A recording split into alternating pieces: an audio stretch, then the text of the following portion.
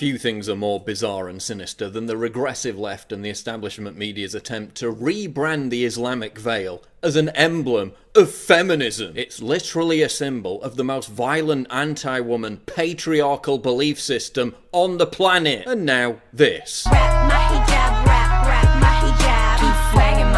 A hip-hop song to teach the kids how cool and empowering it is to wear the hijab. All around the world, love women every shade and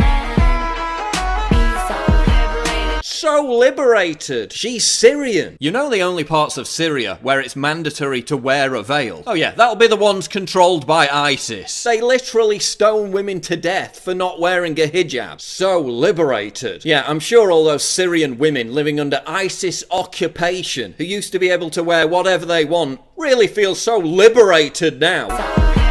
In fact, they're so liberated wearing the veil that the first thing they do when ISIS is kicked out of the area is to burn the veil. وجدان هنكشر وجدان من أجل داعش حررنا سوريا هذا من أجل داعش. That's real liberation. make a feminist planet. Woman haters get banished. Yeah, wearing the hijab is so feminist that the very first Muslim Arab feminist group, the Egyptian Feminist Union, nearly 100 years ago, encouraged Muslim women to discard their veils. Removing the veil symbolised the entire objective of their campaign that gave women access to university education for the first time. That's real feminism. That's standing up for real women's rights. They are the Sharia police, and it's not vandals or thieves they're after.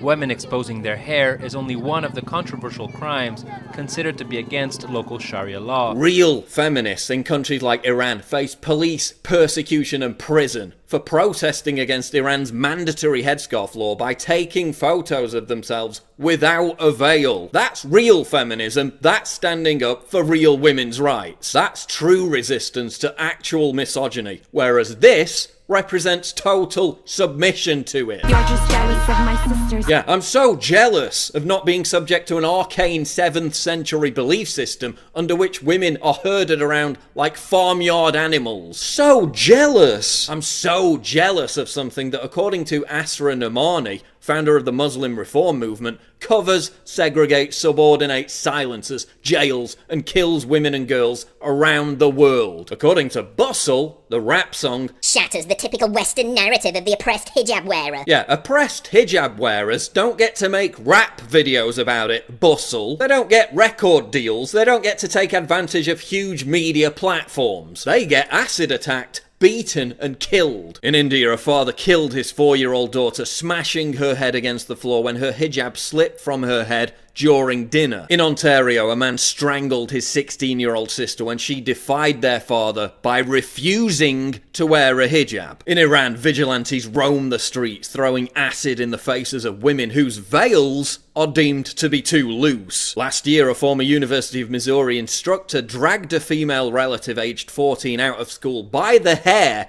when he discovered she hadn't worn a veil. Muslim women in London are threatened with death if they're caught not wearing a hijab. None of that is hip or cool. No amount of virtue signalling or stupid rap songs will change the reality that the hijab has caused untold misery and suffering for countless young women and girls across the world for centuries. Another dumb rap video with the exact same message was released in the same month. It also got over 1 million views. She be rocking that hijab. Now CNN's promoting Hijabi, helping the veiled Barbie to become an Instagram star. It's so cool, so trendy. But hey, at least it won't be necessary to produce a line of female genital mutilation Barbies, given that they have no genitals to begin with. 3 moms in Pittsburgh are creating Hello Hijab Barbie-compatible Islamic headscarves to encourage inclusivity and fight racism. Maybe the moms can repackage Barbie dolls to include miniature stones, so the children can practice executing female rape victims. You know, to get that authentic feel, because Islam is so progressive. I need that paper if you want education. Yeah, the only person who needs educating is you. Educating on why you're normalizing and popularizing the very embodiment of violence and oppression against women and young girls across the Islamic world.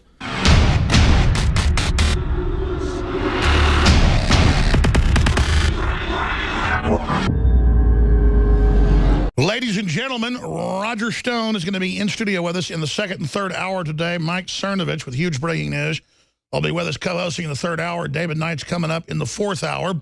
Millie Weaver was out at the Illegal Alien March this weekend in Austin. And the Communist Party / Red Brigade / Democratic Party was officially running it. They were all wearing red and was officially getting in our reporters' faces, saying we were racist and we're fake news and all the rest of it. So Millie Weaver's going to be in here at the bottom of the hour with some of that footage that will be premiering here.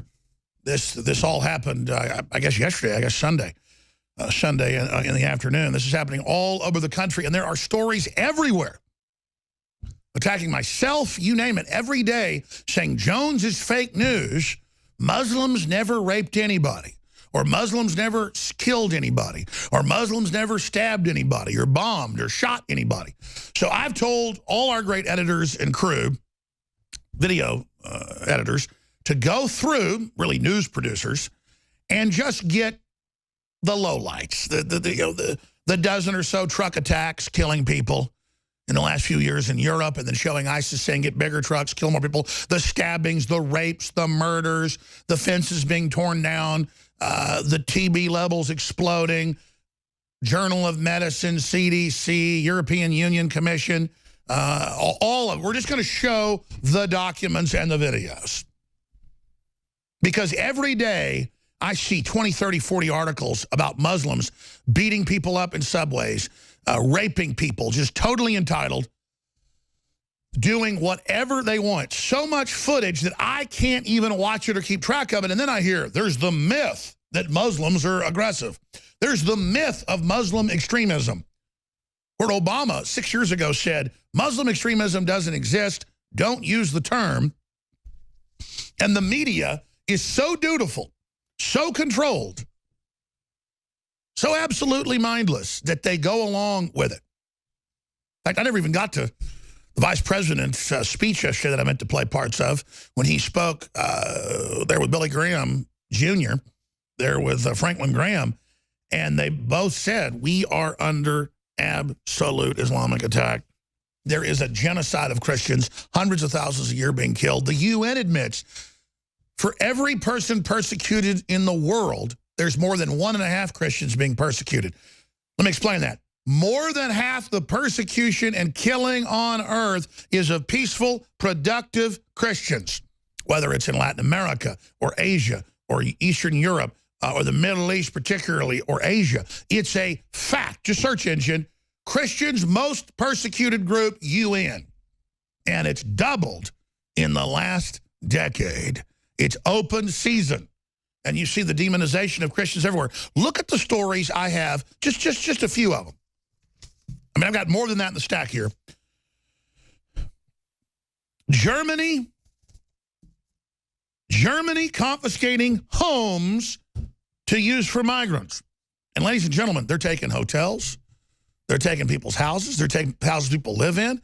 They're taking houses people are renovating. They're forcing people in Italy out of their hotels and putting the illegals in it. Germany confiscating homes to use for migrants with no consideration in many cases. In Hamburg, the second largest city in Germany, have begun confiscating private dwellings to ease a housing shortage. The government wanted to keep the program secret the last 3 years and is trying to order people under threat of arrest if they talk about it. We're linked to mainstream news in this detailed report from the Gatestone Institute. This is very scholarly. Every paragraph has links to the government's own admissions and videos. That's not fake news. That's real news. And that's why they call us fake news, because they can't stand, they don't control the information. They want to sit there and tell you, oh, the Fort Hood shooting wasn't Muslims. Oh, the gay bar attack in Florida wasn't Muslim. Oh, this wasn't Muslim. That wasn't Muslim. Nothing's ever Muslim. They're perfectly innocent. And I'm not going to sit here and hear this anymore. Sweden, 70-year-old woman prosecuted for complaining about migrants defecating in the streets. That's up on Infowars.com with DT.se. That's mainstream, biggest publication right there in Sweden, DT.se, reporting it. A 70-year-old woman in Dalarna prosecuted for hate speech after writing on Facebook that immigrants are defecating on the streets. According to the prosecution, the woman via Facebook wrote disparagingly of people with a foreign background. And they're trying to unofficially in America now with lawsuits and intimidation and all the stuff that's going on, tell us you're not allowed to criticize illegal aliens of any stripe, but especially Muslims. You sit there and you keep your mouth shut. Remember 3 years ago, they hired former high-level Stasi from East Germany for Facebook to help run a program to report to police and arrest people that criticize Muslims. Sweden, 70-year-old woman prosecuted for complaining about migrants defecating in the streets. And mainstream news reports it like it's good. In Germany, they're starting to prosecute folks. You complain a migrant tries to rape your daughter in the pool or craps in the pool. That's their culture. In fact, I've got reports out of every day out of England where women are being raped, children are being raped, and when they tell them their name's Muhammad, it's over. They say, oh, you're racist. The police actually do that. There's a directive. There's an order. And now there are cases in Europe where they're saying migrants are allowed to rape. It's their culture. There was just one case I saw last week where they raped a 7-year-old boy, sodomized him, and they said, well, he didn't understand the language, so he's allowed to. Here it is. Rotterdam child rape victim. Authorities did nothing, was told not to mention ethnicity of attackers. In the U.S., it's just different. If there's any connection to migrants or illegals or refugees, they'll just say, oh, the allegations of rape are made up in a hoax. Then the people later plead guilty. And what's the media's answer? We just need to shut Alex Jones down. Yeah. Continuing. Good luck. Swedish government administering religious tests to Christian asylum seekers and not letting them in. That's right. Don't let those Christians in. And it goes on and on and on and on. The bullying, the intimidation. I have a whole stack of news of professors saying kill Trump, professors saying impeach Trump, professors saying he's a clear and present danger, teachers saying kill Trump, teachers on video saying kill me. It's government crazies. And then they say, oh, he's a clear and present danger to America and our sovereignty. You're the ones killing America's sovereignty. Here's one of the professors, Clifford Cunningham, Infowars.com reported, far-left Harvard professor impeach Trump, urges Republicans to put national interest over party loyalty. National interest. And it goes on when he's on George Stephanopoulos calling for all this. Meanwhile, ISIS commanders say join moderate rebels. There are no moderate rebels. So that's just some of what we've got here. Meanwhile, they're saying Trump has committed high crimes. It's not a crime to fire the FBI director. The Democrats called for the FBI director's firing hundreds and hundreds of times, sometimes dozens of times apiece. We've got more than 14 videos of Maxine Waters saying fire Comey and that Comey's horrible and that she has classified info that he's a liar and he's been working for the Russians. Then he gets up there and says Trump's crazy that Obama was spying on him. And Trump goes, I'm crazy. He's the president. Trump has all the files on exactly how they did it. He has total access to everything. He just can't release it because it's classified, and he said that. The House Intelligence Committee has released limited information. And he says, Comey's calling me crazy? Hey, buddy, you're crazy. You're fired. Insubordination. And they go, oh, my gosh. Oh, my gosh, Trump said it was also about Russia. He was honest. Of course it was about that made-up witch hunt. Not to stop the witch hunt. The witch hunt's ongoing. But when Congress comes out and admits, the Democrats admit, we found no evidence of Russian collusion. But we want to expand the probe. It's a load of manure when all Trump said through Sessions was they better investigate Hillary or heads are going to roll. Hillary actually got money from the Russians. That's why he's angry. And I was told screaming at the television when he sees it because he's not a Ruski agent. He's trying to make America great again. It's all coming up. We told you last week where his heads are going to roll. Trump's going to start chopping heads. I think it'll be when he gets back from his foreign trip. Watson has intel that it might be as early as tomorrow or today. But you notice everybody's saying exactly what we said this weekend now, 4 days after we broke it. White House sources, Trump looks to replace Spicer as purge of establishment advisors begins.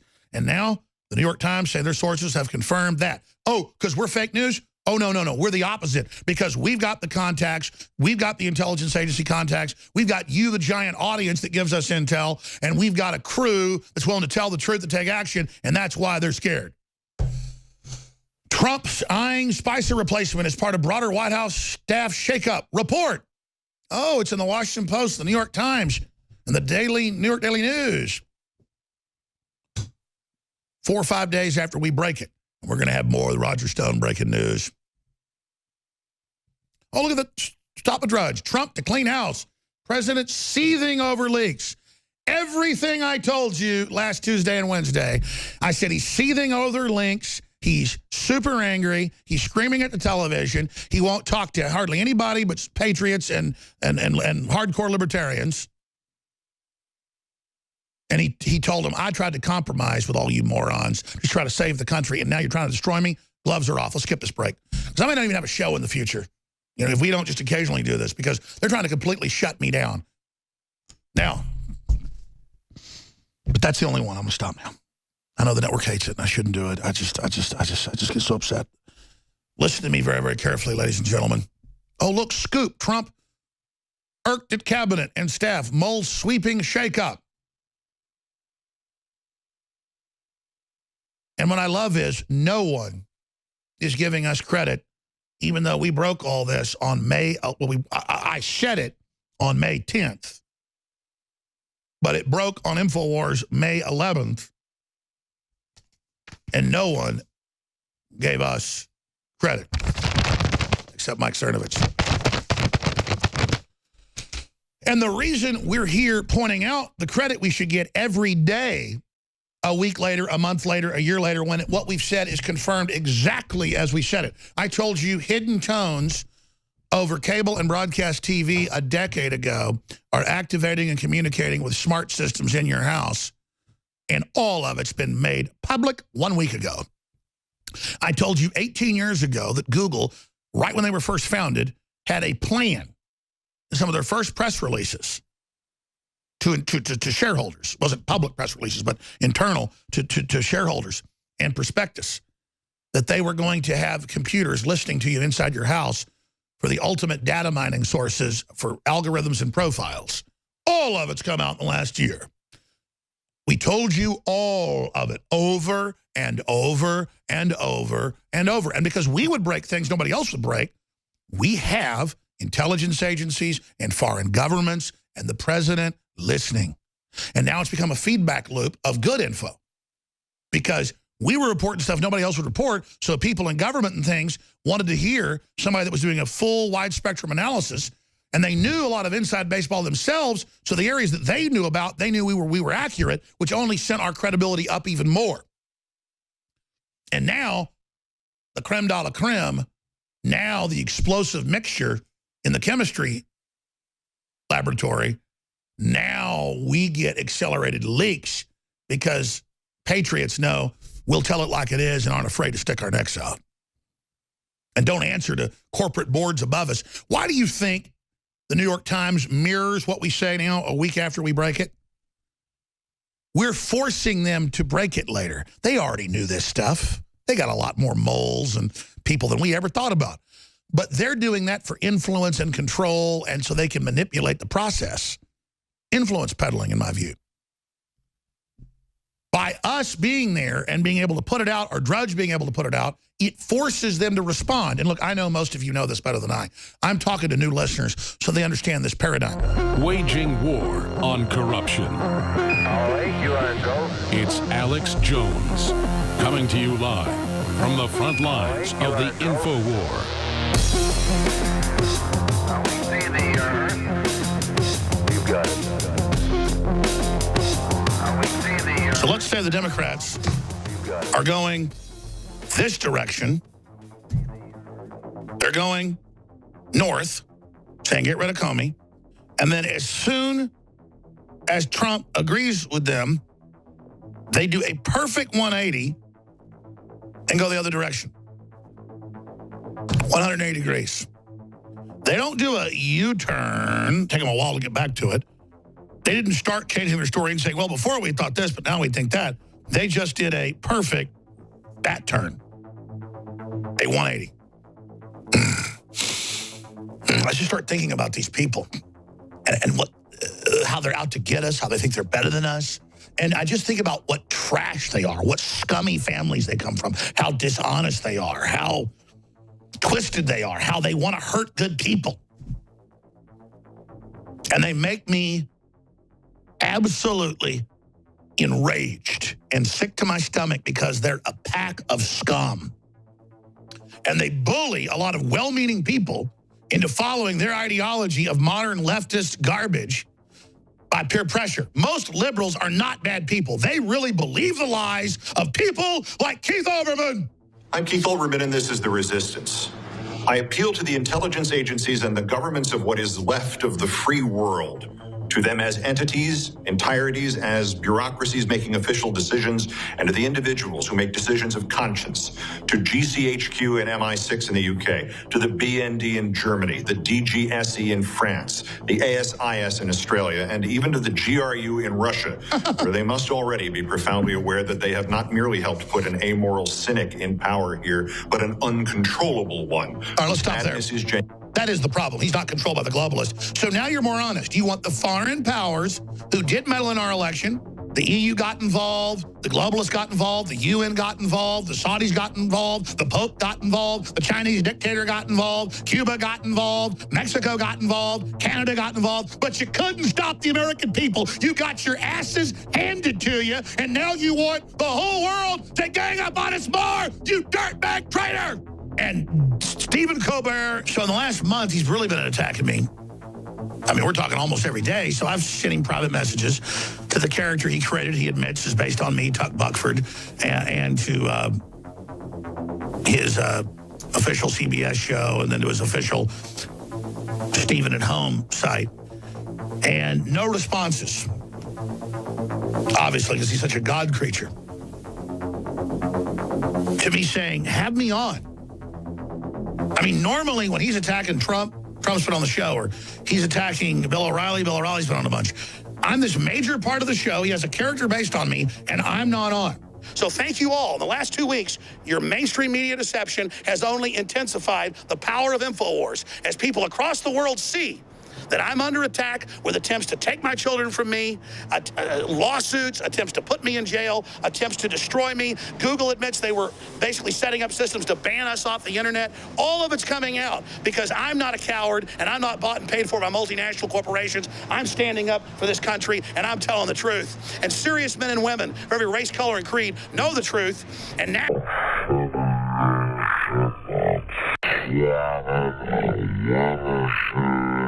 And true liberalism is awakening again, and all the old corporate whore media systems are going to be swept away like a big rain coming in and flooding into the gutters. Bill Maher! This is the problem with the gun debate, is that it's a constant center-right debate. There's no left in this debate. Everyone on the left is so afraid to say what should be said, which is the Second Amendment is bull. And those guys are preying on their viewers, and everything's scripted, and they know full well what they're doing. And I just think my lucky stars, I'm not one of them.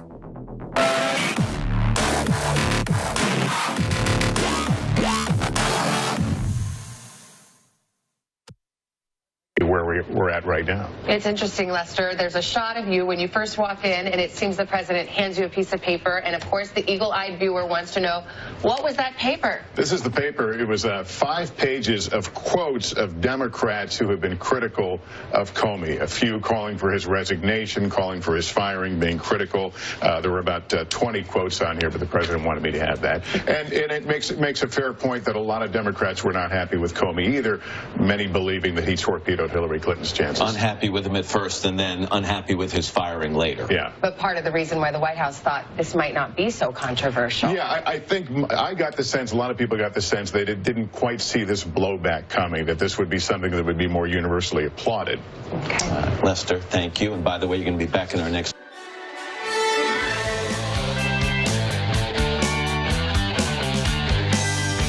All right, Millie Weaver is in studio with us a little bit in the next hour. Roger Stone's going to be here and host at least 2 hours with us. Mike Cernovich, they have big breaking news, obviously, from their White House contacts. I have my Pentagon contacts and others. Huge developments. Trump hasn't decided what he's going to do yet, but he is really looking at a major purge. We first reported on the fact that this purge was coming last Tuesday, and since then, the basic breakdowns of what we put out have all been confirmed.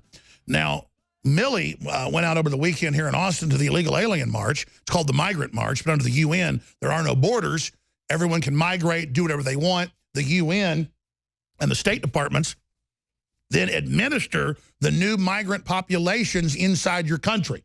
So it's global government colonization. It is modern feudalism integrated with the older forms of colonialism, but now they're using the third world to colonize what's left of the West. So this is full spectrum dominance. We're going to go to that in a minute.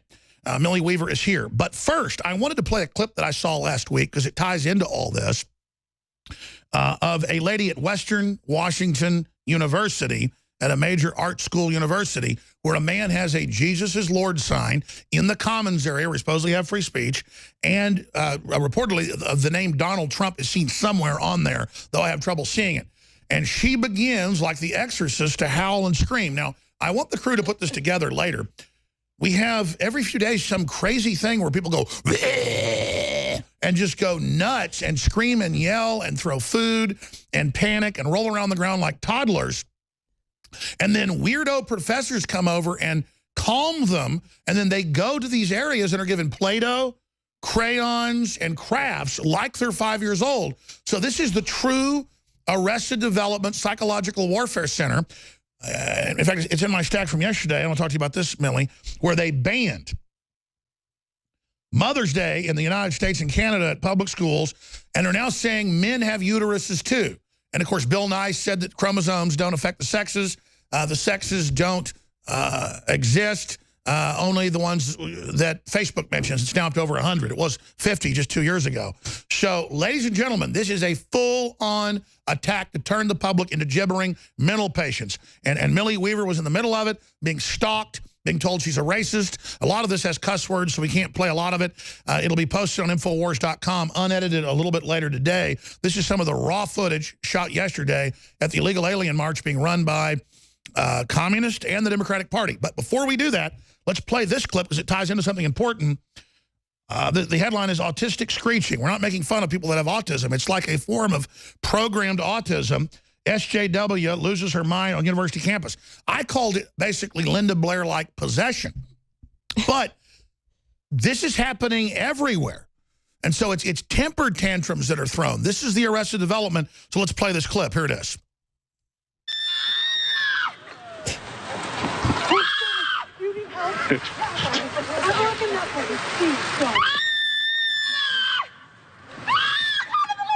And the professors are telling her, it's okay what she's doing, just go to your particular mental facility. Now, having said all this, why aren't I 50 points ahead, you might ask? Yeah. Folks, this is an art major. She's an art major. You wicked, wicked devil. Then we show them how to actually do it.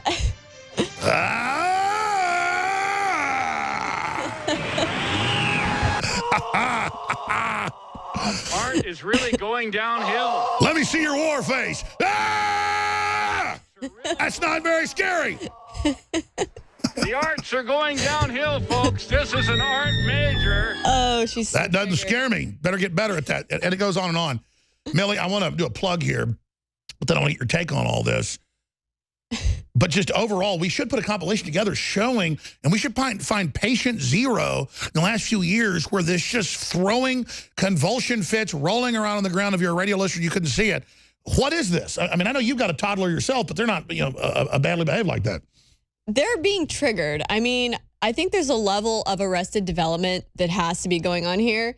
But at the same time, I think that it's brainwashing. I think that there's brainwashing, and they really get so hyped up over these simple things that could be triggering them to where they actually have an emotional mental breakdown. And that's why I feel like a lot of people are going out there, and Trump supporters are going out there purposefully trying to trigger them. They'll be decked out in their Trump attire, be like, you know, just to see the reaction. And they just continue to get triggered and have the meltdowns, and it's entertainment for all. And it just shows the lunacy that's on the left. And by the way, for anybody that thinks we're cherry picking this, we have hours and hours ourselves of people going, F you, die, I'm gonna kill you, or bleh, bleh. And of course, they'll edit me out of context, put it on the national news, and say that I was just doing that. No, I'm imitating them. Yeah. So Colbert will take clips of me screaming, imitating them, and then say, oh, look, he's totally having a mental breakdown. No, I'm imitating what your viewers have turned into. Millie, we should search engine this if you're a new listener. I'm not making it up. At colleges all over the United States and Europe, they give them safe places. That's right. With Crayolas, knitting, arts and crafts, coloring books. Right. And you know what? They're actually transferring the libraries from physical copies into digital versions. And a lot of these universities are actually thinking of changing and transforming their libraries into nap pods, like nap rooms, where college students can go and have nap time. I mean, what is this? This nap time was something in kindergarten. And now we're seeing universities wanting to turn libraries into nap time rooms so that they can burn and... There it is, napping pods. Let students doze off between classes. And by the way, I'm not joking. They're getting rid of whiteboards because someone might write something offensive, but it gets worse. You can actually pull up where they hand them Crayolas and stuff. In fact, there's videos that Project Veritas and others did where they would have pocket constitutions. People will get so triggered, they run. Then the people have a hidden camera of it. And they're saying, it's okay. You can file a complaint. I know it's very frightening. Here's your Play-Doh. Oh, my God. And they go, oh, thank you, Play-Doh. It's unbelievable. And even just yesterday when we went to this anti-SB4 march, just being out there and having the InfoWars mic massively triggered people. I mean, they all were freaking out. InfoWars, don't talk to them. They were calling us racist. They were saying fake news. They just couldn't handle it. Now, there it is. It's called toddler therapy. Fox News. Toddler therapy. Yeah. And I guess a lot of them didn't get breastfed, and a lot of them didn't get held by mommy. So they literally are babies looking for their mommy. And then the state's their mommy. And then the state teaches them there's no boys and girls. There's only binary pods, and we're not going to have children anymore because humans are bad. We're going to die for the earth. Now get in a corner and suck your thumb. It's arrested development, and we've actually seen this happen in Japan. And Japan, Tokyo especially, is such a huge city. The cost of living is so high. People are under so much pressure, and they go into video games, they go into anime, they go into all these things. Most men will not get married or have kids. That's right. They just won't gut up. They won't. It's like they want to run away from the responsibility of being an adult. Of course, once you have kids, what's it really like? You just want, they're awesome. They're amazing. They're such a blessing, and they actually they force you to grow up. And it's fun making them. Responsible. Yeah. I mean, God gave us this incredible fun. Yeah. So, you know. Thank you, Jesus. Now it seems like all these SJWs are replacing pets like dogs for children. I mean, they would rather have a pet or a dog. Oh, absolutely. You see some woman with a little dog, but then they get pregnant, and I go, I know where that dog's going when you have that baby, back seat. Yeah, right? Which is fine. Personally, my dogs are still spoiled, and cats are spoiled. It's all ridiculous. But, Melly, let's start actually getting to your report, because I don't want to run out of time here. But just briefly, we are selling the Trump Pence shirts, which, by the way, had been bestsellers, 300, 400, 500 a day. Then when Trump started going a little bit sideways, sales went down to like 30, 40, 50 a day. Guess what? I noticed last week, as soon as he fired Comey, I walked over and I talked to our shipping department. I said, let me guess. Sales of the Trump shirts are way up. And they said, let's look. They said, yeah, we're selling 150 a day. Again, people want Trump to get tough. Yes. They want him to take action. But regardless, nobody's perfect. But Trump is the man in the arena. So we have Trump as my president, a new design, navy blue with the American flag. It's like the Hillary for Prison shirt, but it's Trump is my president, America first in 1776, Infowars.com on the right-hand shoulder. On the back, Infowars.com. This is a way to meet like-minded people. It's a way to not let bullies shut down your free speech.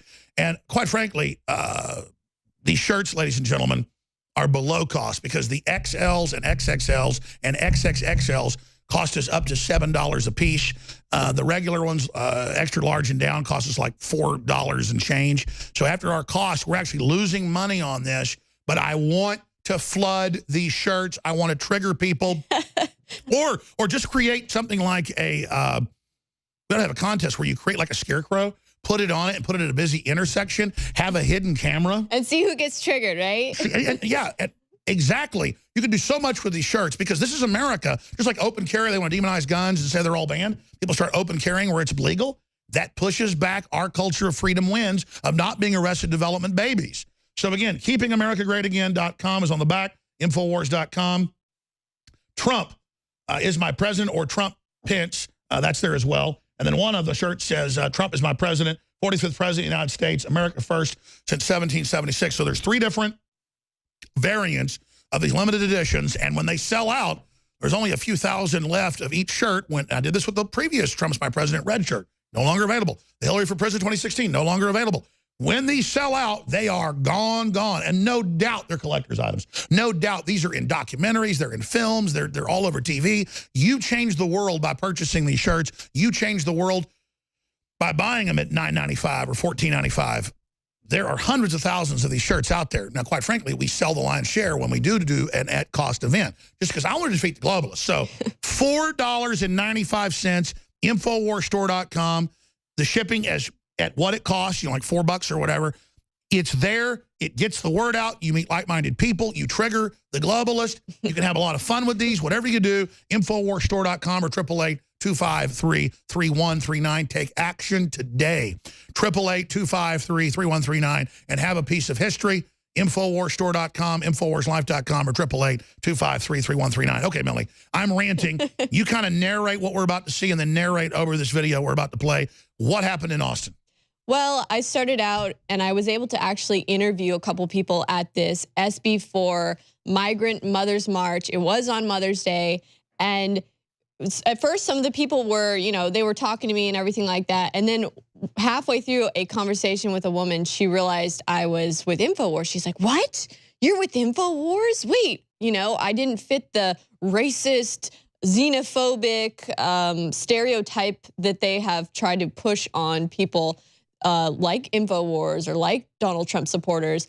And the next thing you know, this march starts going and we have been swarmed and we've been being stalked by these people who want to make sure that they can go around and tell all the other protesters there, don't talk to them, they're with InfoWars, they're fake news. And this guy right here, he actually is wearing a little badge that says that he is a Democratic Party chairman for Travis County. So he's actually a member of the Democratic Party. And in fact, there are pictures of him on the internet with Hillary Clinton and Tim Kaine. And so he's kind of making sure, like a handler in essence, that we don't get to talk to anybody. We don't get to red pill anyone there. And they're protesting because they want to make it basically unlimited where illegals can just do whatever they want. We're not against anybody. Mexico doesn't just let you in. Germany, unless you're an Islamist, doesn't let you in. Russia doesn't just let you in. Japan doesn't let you in.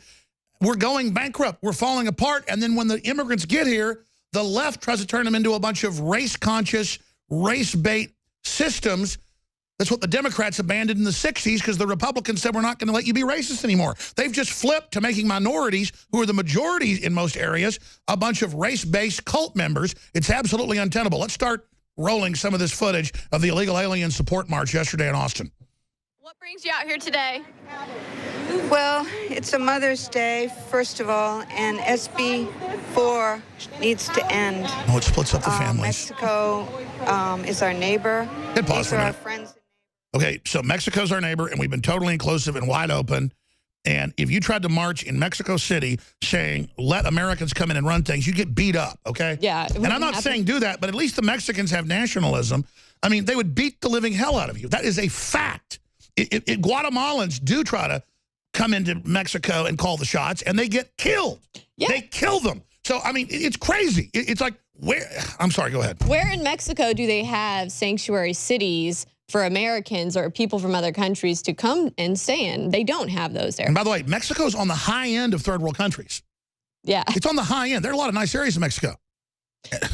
I mean, it's... They don't like the fact that this SB4 bill, what it does is it gives police officers the tools, the ability to actually, when somebody's illegal, when they're arrested, they can actually then go and hand them over to ICE. What do you think Mexican police do when they pull you over? Yeah. It just makes it so that the police can actually follow the law and enforce immigration and hand. That's right. You have the states and the cities in total rebellion, and it's gotten out of hand. I don't want to persecute people that are here and don't have criminal records. I want to make it easier for people to become citizens. The Democrats and Republicans have kept it hard because they want this huge underbelly they control, a permanent underclass. I don't want that. I don't want a permanent underclass of sterilized people that took Gardasil shots that are all pissed because they're poor, thinking I caused it. I want Mexico to be wealthy. I want us to be wealthy. If Mexico was better than America, I'd go move there. I'm looking at Costa Rica. I mean, I'm not saying I'm going to move, but, you know, it ain't that I'm trying to keep away from brown people. I'm trying to keep away from communists. Yeah. I'm not moving to Venezuela. I kept trying to tell these people, you know, it'd make more sense if you were out here trying to protest the fact that our immigration system is flawed, it's inefficient, there needs to be a change or reform in it, and to make it easier so that people can go through the proper process to immigrate faster. And they just didn't want to hear it. They're like, nope, you're fake news, InfoWars. And by the way, we're playing the lighter stuff because everybody else is cussing, but here it is. I feel it's unconstitutional, illegal, immoral roundup of human beings. I think that it's unethical and it's fake safety. Hey, pause. But Democrats love it when old ladies get their houses taken because they're in the rears and can't pay their income tax because their husband had a heart attack and died. I mean, that's like my grandmother who died this year. I mean, it's just ongoing. Oh, but then it's okay to take people's houses and sell them on the courthouse steps, isn't it, Millie? Yeah, it's pretty crazy. I mean, everything she says is bull. Yes, and it's coming from this false, they're being fed misinformation. It's this false, we're the loving, we're the saviors. Everybody else is bad, Millie. Yeah, they're definitely being fed disinformation. But watch this clip because this lady then comes up and make sure to tell the woman, they're fake news, you know, don't talk to them. And by the way, we're going to go to break, and I'm going to come back and be a good boy in the next segment. We're going to have limited comments because it's hard to not comment every 5 seconds. I'm horrible about that. But understand something. We're there showing what they're saying. So if you want to defend your ideas, you talk to us, but instead, they always come and yell and scream and cuss during the few normal people that would actually talk to us. It's crazy. No, we're real news, dummies. But, oh, you've got your little label that the corporate media gave you now to put on us so you feel all powerful because you're a bunch of sheep-like followers. Well, you know, Alex, I'll start interviewing and trying to talk to these people, having reasonable dialogue with them. And then partway through the conversation, they'll look down and see the InfoWars moniker, and they'll realize, oh, my gosh, I'm talking to InfoWars. And then all their little misconceptions and preconceived notions fly through their head. The programming flies through their head. And then it's like they become like possessed or something. They're just all like, oh my gosh, you're with InfoWars. Remove my footage. And they freak out like thinking they're talking to like I used to believe leftist propaganda about the cops. I actually looked at the statistics, and the cops aren't perfect. It's just most of it was literally a globalist, made-up, false reality that I was believing so I could be the hero and then strut around and hate all the cops like I was Superman.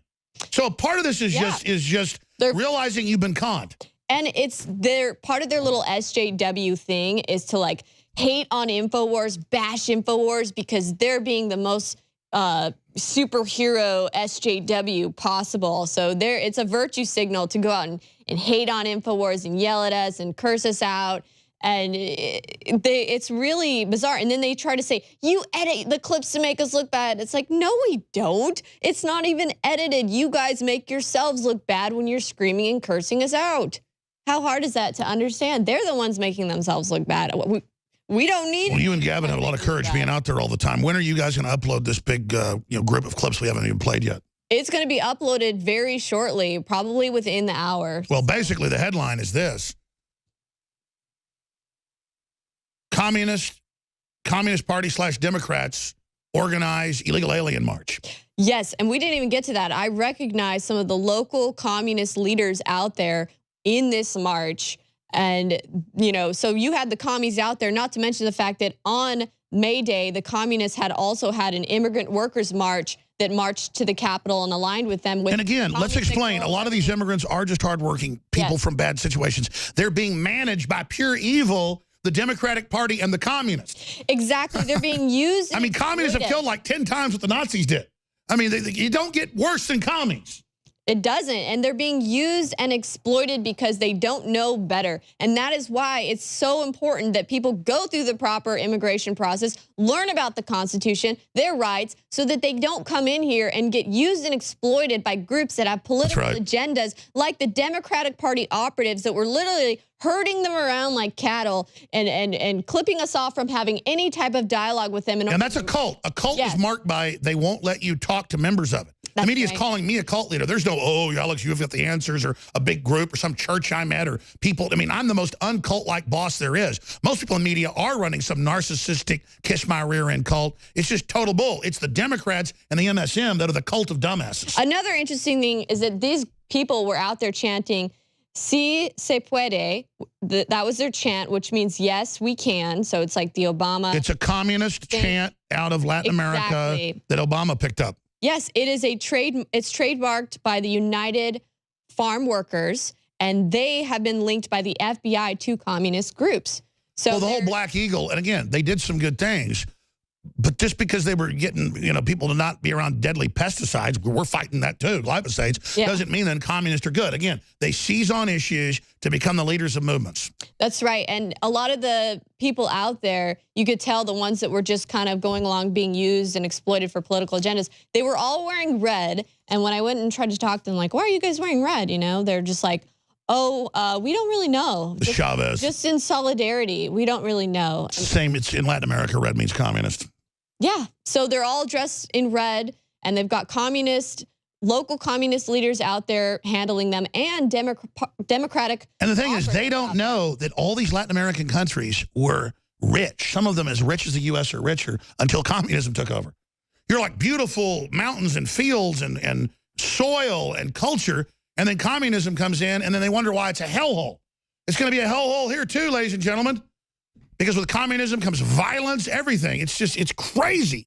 All right, I got Roger Stone coming here in the next segment, and I've been going so long. We haven't gotten a lot of this clip, but it'll be up on Infowars.com, so you can choose to hear the communists and others for yourself. But let's roll some more of this footage that Millie and Gavin got. Protecting us. All they need to get a warrant. Huh? They're fake news. Yes, it's fake news. There are a lot of police out here today during this SB4 march on Sunday. If you notice, I don't care if they're white, black, or Hispanic, you look at these liberals, they just kind of like walk like they're toddlers and like don't know where they're going. It's just totally weak. I'm sorry, it is. Keeps bumping into you. There's always some good-looking women, though. I think they're being nice. So here's racist. I learned the word racist. This little group here is part of the group that was following us around. They're all talking, oh my gosh, that's InfoWars. Do you think you should be out here protesting for more efficient ways to legally immigrate? And don't they see, we have InfoWars flag. We could be like, their media and go out and not say who we are. It makes it easier for people to legally immigrate, go through the classes, and follow the proper system so they don't get taken advantage of by big corporations and get paid lower wages. Remember, the entire elite is for this. They claim they're anti-establishment. That's his Democratic badge right there. And there he is with Hillary Clinton. Tim Kaine. I mean, Kaine looks like a vampire. You want to talk to us because you keep standing right by us. Did Tim Kaine suck your blood? Maybe he can't talk because he's like an undead from He's campaign. just standing by us, making sure that we don't get to interview or talk to anybody else, because he tells everyone, don't talk to them as soon as we go up to him. Are you with Alex Jones? Yes. Okay, you can eliminate me. You can eliminate me. She's too cool. What I said, please. Which just makes them look like morons. Yeah, look. Don't talk to them. Stay in our own cult. They're freaking out. By the way, I was joking. I don't believe Tim Kaine actually drinks his So blood. these people are aware that we're with InfoWars, and they're kind of just sticking around us. So what they're doing is interfering with your free speech, Yes. which they admit they want us banned. They want to shut down. They want, all this. Liberals want Trump dead. A bunch of people telling everyone to not talk to us. Take away my film that you did of me. Take it away. For the very same reason you're here, I can't. All right. It's And then he's back in your Look at face. it. They put their signs in front of our cameras. When people do protests, they go out to talk about issues, talk about their cause, raise awareness. This is speaking volumes right now. We don't edit it. Right now we're speaking volumes. That's right. We only edit for the spaces on the footage. Yeah. We show it all. Edit it to say anything that you don't say. Bullshit. What? They deposit. They want to get you angry. And the problem is they just cuss too much. We got to delay that And we out. try to keep running away from them. So see, we try to get away, and look, this guy wants to stick right by us. Well, at least he wasn't bumping into you or attacking you. A lot of them go after you. Well, they... Did you interview that guy with the long hair?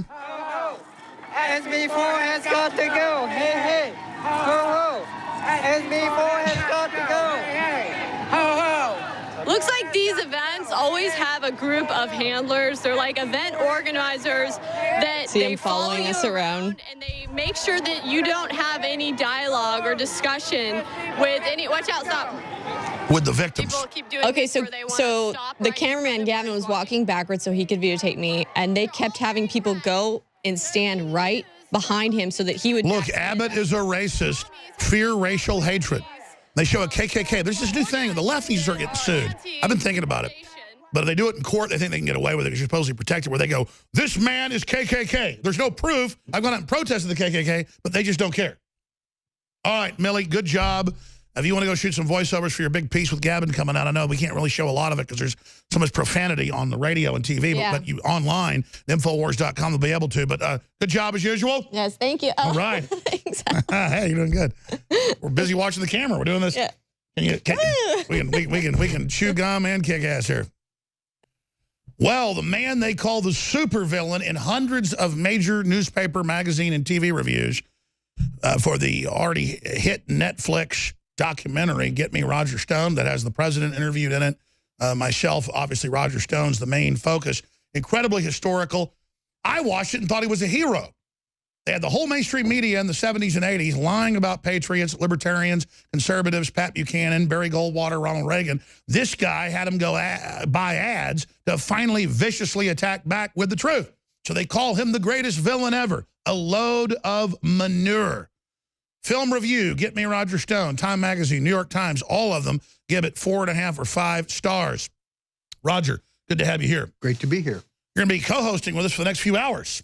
Looking forward to it. We have Mike Cernovich is going to be here as well with all his breaking news. New York Times, Washington Post, none of them gave us credit. But last week we said that Trump's looking at a big purge, looking at Spicer, looking at a lot of other stuff. And now it's mainstream news today. Roger is almost a reluctant source because I have my other sources. He's a public source. He doesn't like his sources to dry up, so I just try to bounce stuff off of him. But now he can obviously talk about more of his intel. What is currently happening? Because the word is the president is very angry and is about to make some major shifts in the way he's been governing so far. I know he's tried to be inclusive. He's tried to work with people. He's been very conciliatory, and it didn't look like that was taken as a sign of strength. Is that accurate, Roger? And just tell us where we are right now. Let me say this. Donald Trump is not a man that you push into the corner. He is a fighter, and he will come back to you with everything he has. I think he said that the communications operation can't keep up with him. He is ahead of his own people, and that's a problem. He is not being well served by Sean Spicer and the entire communications shop, which needs to be more proactive. Right now, they're dealing with incoming every day, but they're not out there selling the president's line and the president's point of view and the president's program. They're not servicing local media, going around the networks to local affiliates, which would be amazingly popular and successful. You could go to Miami or Chicago, reach millions. Isn't being done. So I think that the search is on for a new communications head. I think generally speaking, people are pleased with Sarah Huckabee Sanders. She's done a credible job, and she's ideal for the number 2 position. I think she's proven that under fire, Alex. But the wholesale communication shop, I think, is going to get a makeover. Meanwhile, the fight over Anthony Scaramucci continues. Scaramucci, a Trump loyalist who the transition announced would be an assistant to the president, still remains in abeyance. His appointment frozen by Reince Priebus. His access to the Oval Office frozen by Reince Priebus on the pretext that the sale of Scaramucci's very successful company to a Chinese entity is somehow blocking his appointment. At the same time, I checked, Alex, the president's chief economic advisor, Gary Cohn, liberal Democrat from Goldman Sachs, still has Bank of China stock in his portfolio, stock that he said he sold weeks ago. So Scaramucci, a true believer, a real conservative, widely liked in the Trump movement, being blocked by Republican National Committee hacks like Reince Priebus. So what we have is unjust weights and measures. We have selective enforcement. We have Scaramucci playing by the rules, and then you've got Goldman Sachs boys in there who are allowed to do whatever they want, just like the globalists always are.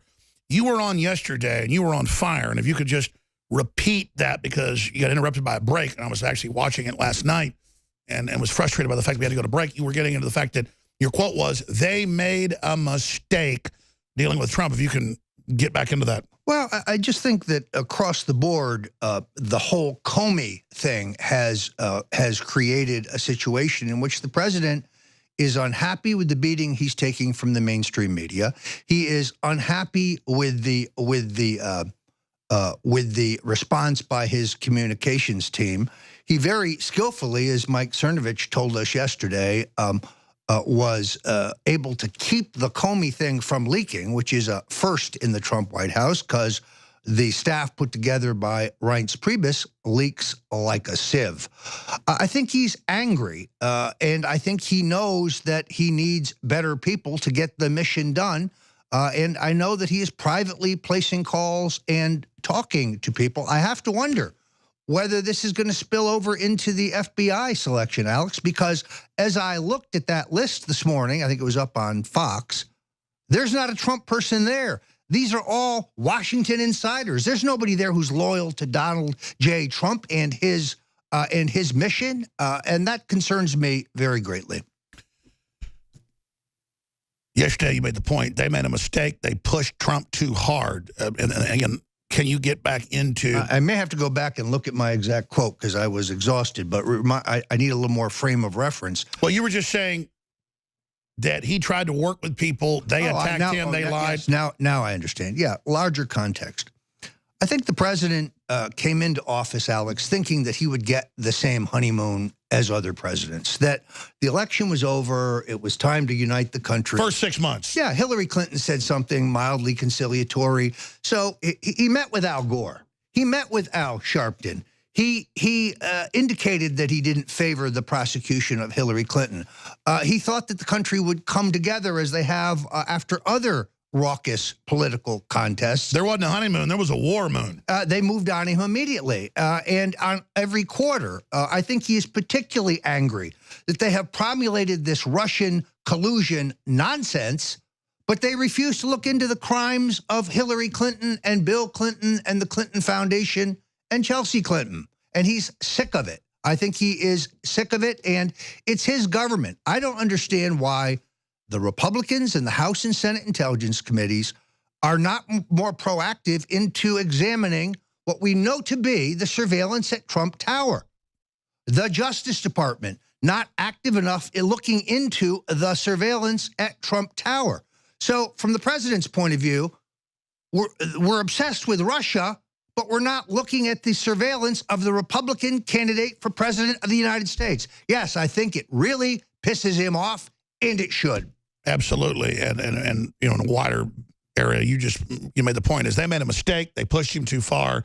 Now he's on the warpath. Yeah, I think all holes are barred. All holds are barred now. In other words, I mean, no holds. No holds are barred now. In other words, He tried to play patty cake with the establishment. He tried to bring them in and have national unity, and he's been spurned. Now he's got to scorch the earth.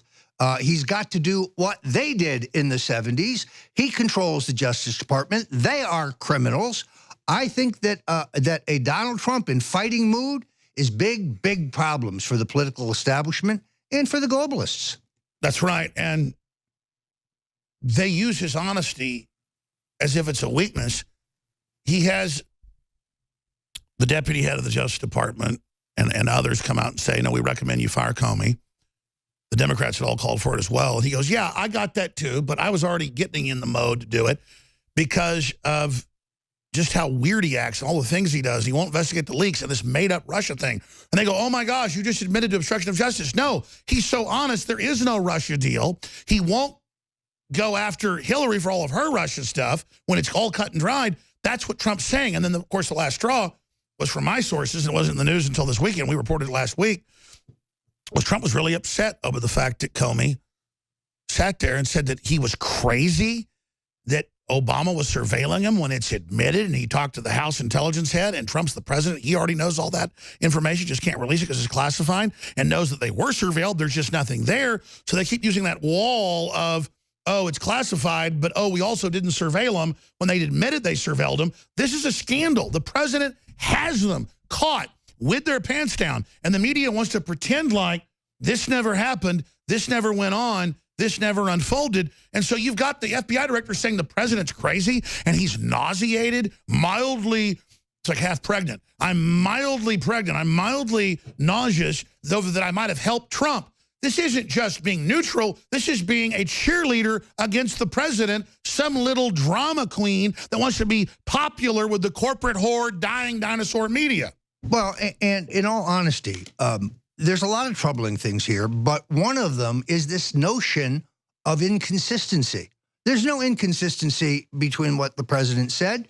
He was troubled about Comey. I think he made his decision. Trouble means there's a lot of problems. Right. And now he gets a legal memo that gives him, as most people use their lawyers, the legal justification for getting rid of him. There's no inconsistency there. This is a shark fest by the mainstream media. A day after his surrogates say it all, he goes and says what he really wants, which is it's because he's truthful. You know him well. People that know him well, he doesn't like teleprompters. He feels like it's lying. He doesn't have notes. He just goes. He's so truthful. And he has not yet even got into the HSBC issue with this guy. Comey gives these guys a pass, essentially, on multi-billion-dollar fraud, and then he joins the board and he gets paid for it by them. I mean, this is. Well, that's why Trump knows, what is it, 80-something% of the FBI absolutely hate Comey. The claim that they're crying is a lie. We're going to go to break and come back and break all this down on the other side. But the FBI is ready to expose Comey. The word is Comey was compromised big time. All that, oh, lordy, lordy, I'm just your little preacher boy here, 19 feet tall. I love little birdies that are in the trees. No, remember, Obama wanted Comey. What's that tell you about Comey? So Comey wants to play around. The FBI is going to burn him. We'll be right back. All right, coming up, we're going to play some clips of different law professors on national television saying Trump is Nixonian. Trump thinks he's above the law. Trump's committed all these crimes and misdemeanors. They all wanted Comey fired. And I know you, the audience, gets this, but we've got to understand the mindset of the left and the Soros folks. They had their world government. They had everything. They were flooding our borders with Islamicists. They believe we would put up with anything. They're telling us get rid of the genders, ban Mother's Day. This is a cult of control. They want to see what they can get you to do. They want to make you as weak as possible. These are social engineers. So this is a short segment, Roger. Long segment coming up. Big picture from your sources. How is the president doing? I know he's angry. I know he's upset. That's good because we are in a total war. They're never going to compromise. They want to kill the idea of nationalism. But big picture, I think people need to understand just how serious this death battle is. Some people bitch and complain that Trump can't deliver everything right away. What do you expect? We're in a total war. We know he's good by his enemies. I don't know how anybody could have expected that the president was going to undo 30 years of bad decisions in global government in a week or in, or in 100 days. The 100 days thing's a phony measurement anyway. He has an entrenched bureaucracy. It is him alone fighting the world in Washington. He's surrounded by a hostile press corps. He is surrounded by a hostile Congress, because if you take the liberal Democrats and the yellow-bellied establishment Republicans, they unfortunately are still a majority. And by infiltrators. And then he has made the mistake, I think, of opening the door to infiltrators. In an attempt to get people of quality, he's overlooked some of their anti-Trump credentials. Why, for example, would we appoint Kay Bailey Hutchinson, the former senator from Texas, a never-Trumper who made vicious attacks on Donald Trump, to be the NATO ambassador? This makes no sense to me, but that's who Rex Tillerson and his puppet master, Condoleezza Rice, are pushing for that job.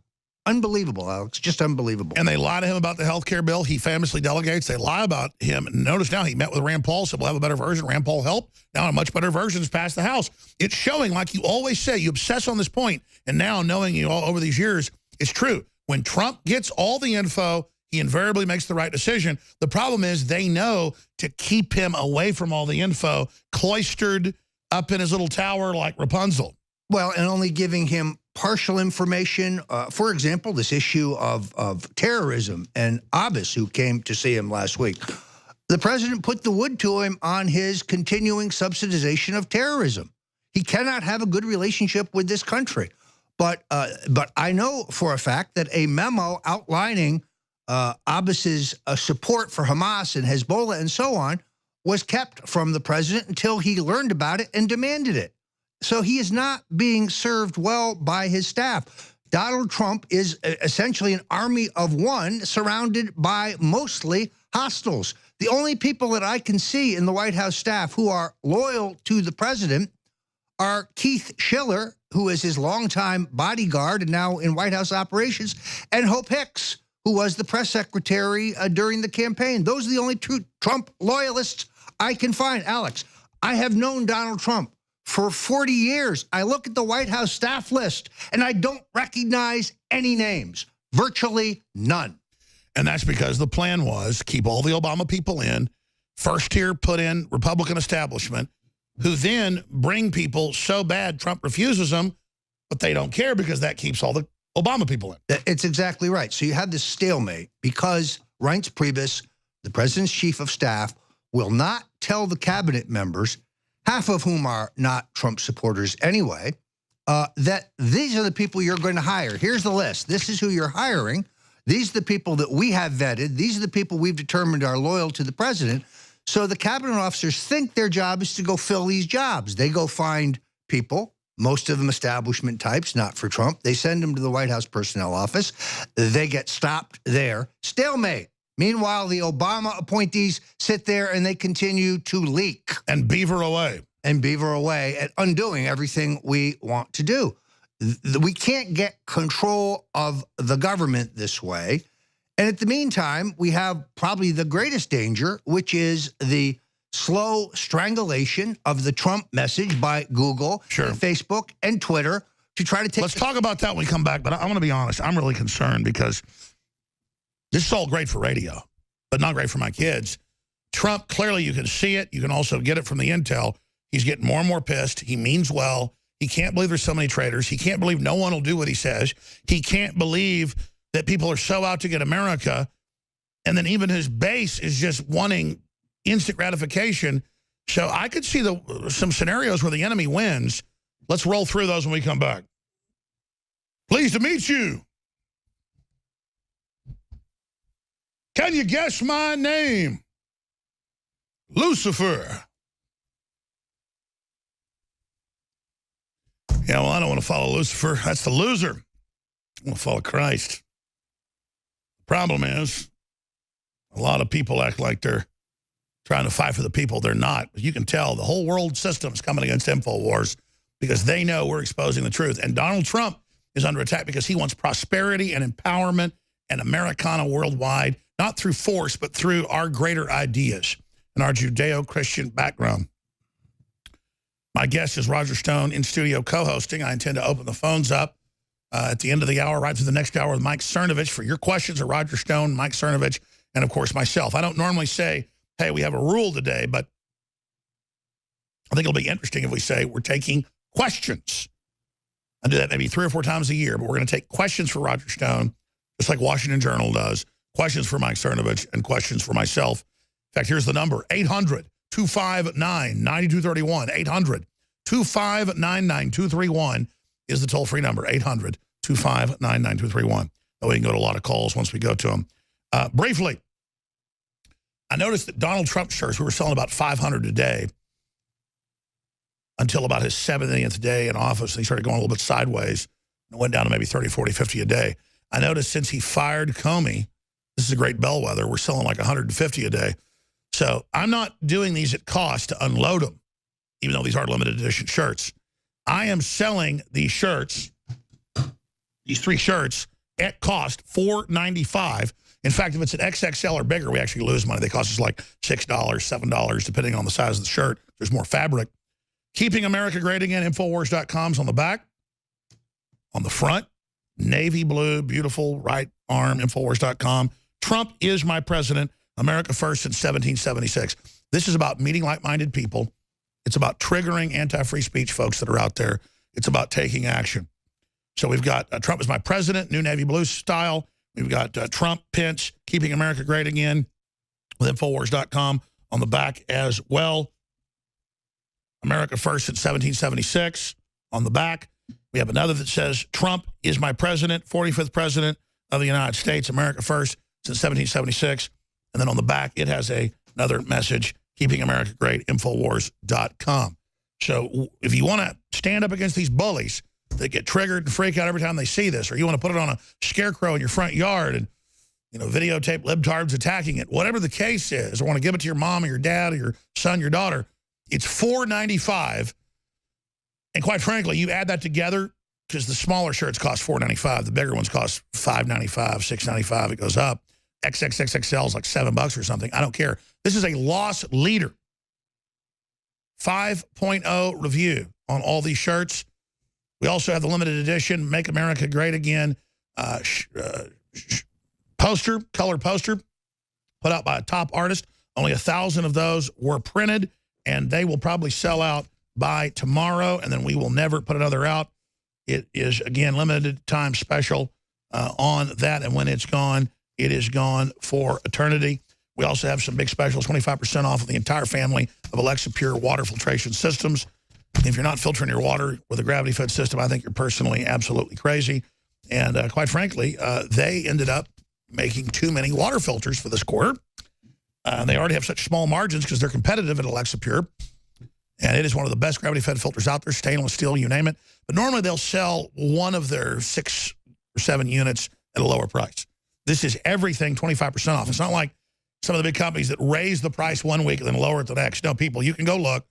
When you're getting gravity-fed water filtration systems for $59 for the smallest units and $140 for, $180 for the biggest units, you just cannot beat it at $147 for one of their larger units.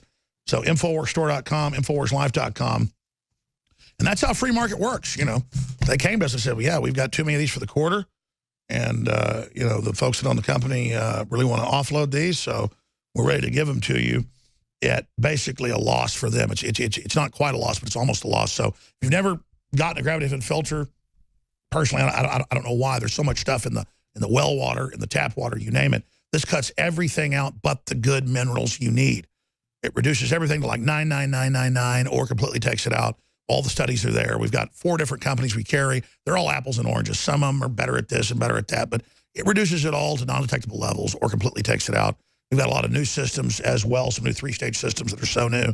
They haven't been reviewed yet, but that doesn't mean they're not highly reviewed out there. And this is a political movement, and it takes money to win wars. And so we've got products you need at very affordable prices at InfoWarsStore.com, so please check that out today. We have the ProPure Scout, again, for $99. That is just insane. InfoWarsStore.com or 888-253-3139. All right. Alex, these T-shirts are going to end up in the Smithsonian. I got to tell you, the president's commented on this to me twice. When he sees patriots, like the big rally in in Harrisburg a couple weeks ago, people wearing the Hillary for Prison 2016 and 2017 T-shirts, the Trump is my president shirts, the red ones. It energizes him. You're a one-man walking billboard with these on, standing up for freedom and helping the fight. So I bought a bunch of them, gave them away to family and friends. It's a great gift. And frankly, it helps push the revolution. So I recommend it. Well, thank you for the support. And we're trying to expand here to go to like 18 hours a day live, TV, radio. It's really going to be the new Fox News, but the libertarian, true Americana Fox News. And it's kind of metaphysical. As Fox News really begins to die, to be taken over, to be put out to pasture by the globalist. I know you have the inside baseball on that. I don't know if you can get into it. New libertarianism is rising to replace that vacuum. So folks' support now is more important than ever.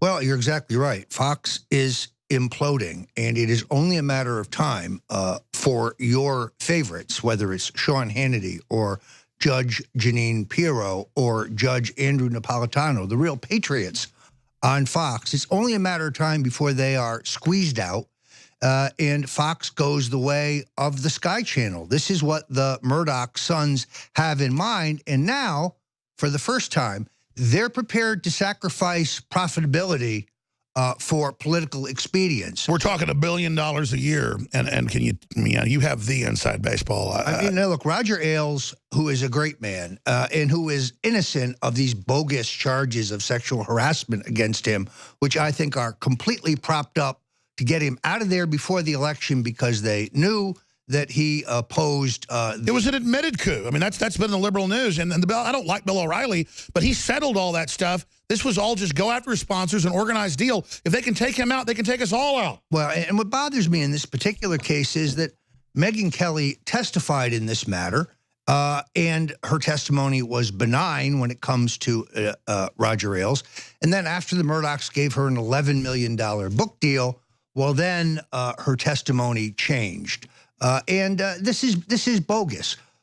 The point is, Ailes built a $1 billion money machine that was a conservative powerhouse, and now the Murdochs are deconstructing it. Fox News is about $1.5 billion a year. Unbelievable.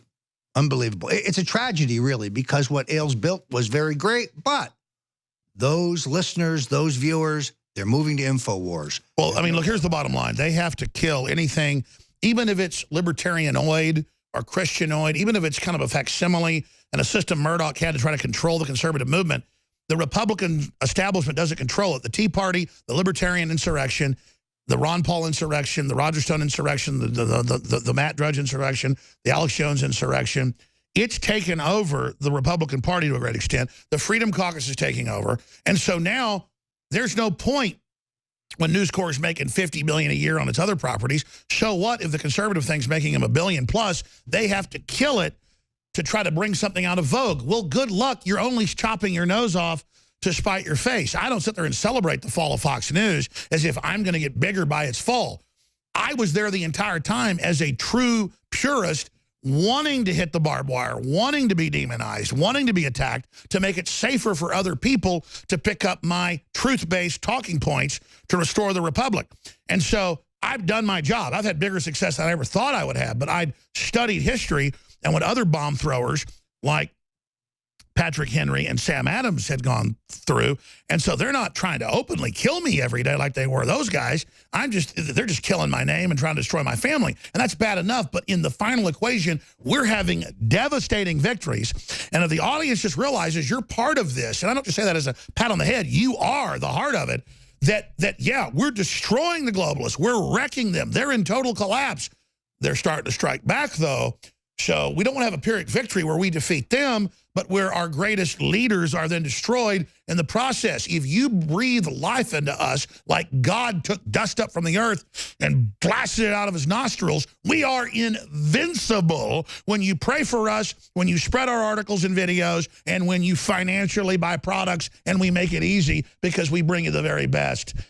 So it's a win-win. This is true Texas hospitality taken globally right now. You know, talking to Fox, one of the most interesting things here, Alex, is the way Tucker Carlson has emerged as a star. Tucker Carlson, a libertarian. Tucker Carlson. We had dinner with him. We had dinner with him in Cleveland. He is a big fan of InfoWars. So what happens to that show, which is knocking him dead on ratings, remains to be seen, because he's a clear thinker. He has been very pro-Trump. I don't think there's anybody as slick on their feet as he is live. No, and he dissembles the left when he has them as guests. It's really extraordinary. He butchers them like the movie Spartacus, when he just cuts up the 4 guys in like 5 seconds. Yes, it's very much like that. And by the way, he's great in the Netflix documentary, Get Me Roger Stone. He's very, very good. We're going to talk about that some in the next hour, and we're also going to take calls. Let me raise this for you, Roger, since you bring up Megyn Kelly. Megyn Kelly calls last week, and then I'm like, yeah, I'll talk to her next week. No, not that I was a big fish or anything. I'm just like, I'm sure she's welcome the weekend. And Nico calls me on Saturday morning. He goes, no, she wants to talk today, anytime you want. So I call her. She doesn't answer. She calls back 10 minutes later. I'm driving in the car. And I said, let me get to the office so we can have a nice discussion. We had like a 40-minute discussion total. And again, it's Megyn Kelly. I watched her on TV, you know, girl next door, lawyer next door, real smart. And on the phone, she's really impressive. But she said twice, this is off record, right? So I'm not going to get into the on record. But just let me tell you, I'm not stupid, okay? So when a good-looking girl sitting there telling you, you know, that's like, I mean, I'm kind of scared of her now. Because let me tell you, she's a really smart lady, a good-looking lady. And she's sitting there going, you're number one on my list. Alex, I'm kind of obsessed with you. Oh, I'm sorry, this is off record. You know, Alex, I got to have this interview, Alex. And, you know, we're going to do this interview, Alex. And it's going to happen. And it's going to be good. And you're going to like it. And, you know, I pledge to you it's going to be real. And I'm going to let you talk. It's hitting a hit piece, Alex. And I'm going to stop right there because the rest is off record. But I was just like, even though I knew I was being sold by the greatest used car salesman on earth, I thought P.T. Barnum had been reincarnated right in front of me. Well, look, I wanted just the experience of her coming to Austin. And the rest of the stuff she said to me, I mean, the Twilight Zone I've entered, man, is the next level. What the hell is she like behind the scenes? This was crazy. Look, she was very, very nice to me. Even when she was at war with Donald Trump, she did afford me an opportunity to go on her program numerous times to defend Donald Trump. So there was some balance. And then suddenly, I was frozen, and she then is out repeating the talking points about the DNA test of Danny Williams, Bill's abandoned illegitimate son, proving that that was untrue in 1988. Which, by the way, the bots show probably won the election. That's a lie. So, and she's been incommunicado since then. So you may be on her list today, Alex, but who knows if you'll be on her list tomorrow. Yeah, well, it's not that big a deal because we get invited to all these big shows. My big thing is, it's just so Twilight Zone. She's very charming. Oh, yes, she's very charming. She's very intelligent. She's very beautiful. Yeah, I mean, on the phone with her. She's very good on TV. I couldn't say no to her. That's the whole point, even though I knew that it's like I'm not an idiot, you know. And well, it does smell like a setup to me. Let me just say that. And I'm not the paranoid type. But ABC doing a favorable piece on Alex Jones. Why do I think it's NBC. Pardon me, NBC. That's what I meant. Why do I doubt that? I don't know. Why do I doubt that? Nightline did a halfway favorable piece. I mean, it was negative, but it wasn't like really nasty-spirited. And then the host of Nightline, whatever his name is, he's the ABC Nightly News guy. He's a pretty good guy. He should be on the 700 Club before that. What's his name? He actually, we went to dinner and stuff, and it wasn't even off record. He was like pretty, he goes, don't worry, you know, they want me to tear the living hell out of you, but I know a lot of this stuff's true, and I'm a patriot, I'm a Christian, Alex, and I got a family, and we went to like some steakhouse. And, gotta be careful, you get the guy fired. Yeah, I don't want to get him fired, actually. He didn't say it was off the record. By the way, I didn't tell anybody the real off the record stuff with Megyn Kelly. Because I said, well, I mean, I got to tell folks you've called me up and you don't want me to do this. Oh, obviously they've told her, mount his head on the wall. Yes. But she also knows, you attack Alex Jones, it'll be everywhere.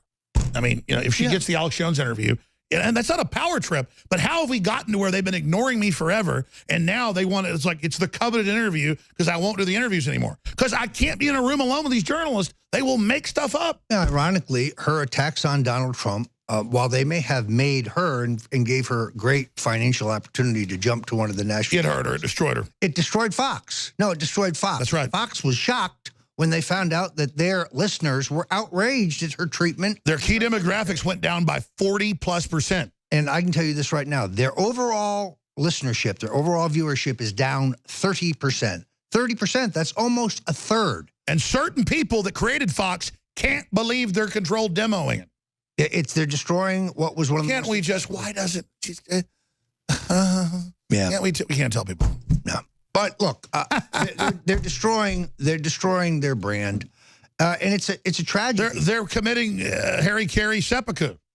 Yes, because it is one of the great success stories in modern communications, what Roger Ailes built, and they're deconstructing it because it's politically incorrect. And because, let's face it, the Murdoch boys want to be well-liked and well-treated when they go to the Upper West Side New York cocktail party. By the way, it was Dan Harris from Nightline. That's right.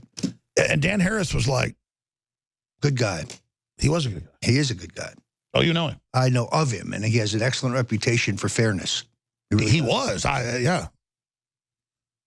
There's a few people in the national media. So let me ask you, well, yeah, I don't want to get him in trouble like you said behind the scenes, but a lot of these guys know what's going on. They're not stupid. Yeah. What about Lester Holt? I wouldn't do an interview with Lester Holt. Yeah, why would you give an interview to Lester Holt? There have to be interviewers with a greater reputation for fairness. What about Charlie Rose? I would do Charlie Rose. I've done Charlie Rose. I did him recently, and I did him at the convention. I did The View, and frankly, I have to say, I don't like Joyce Behar's politics, but I like her. She's wonderful. We just don't agree on anything, but I like her. Yeah, Joy Behar, I did her CNN show. Yeah. Not just The View, and she was... I've done her CNN show. I like her a lot. We just disagree. She comes off as like one of those really saucy ladies.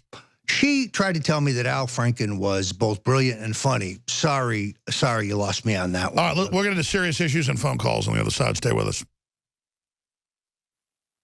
By the way, X2 on Survival Shield, the good halogen, learned about the iodine conspiracy, folks.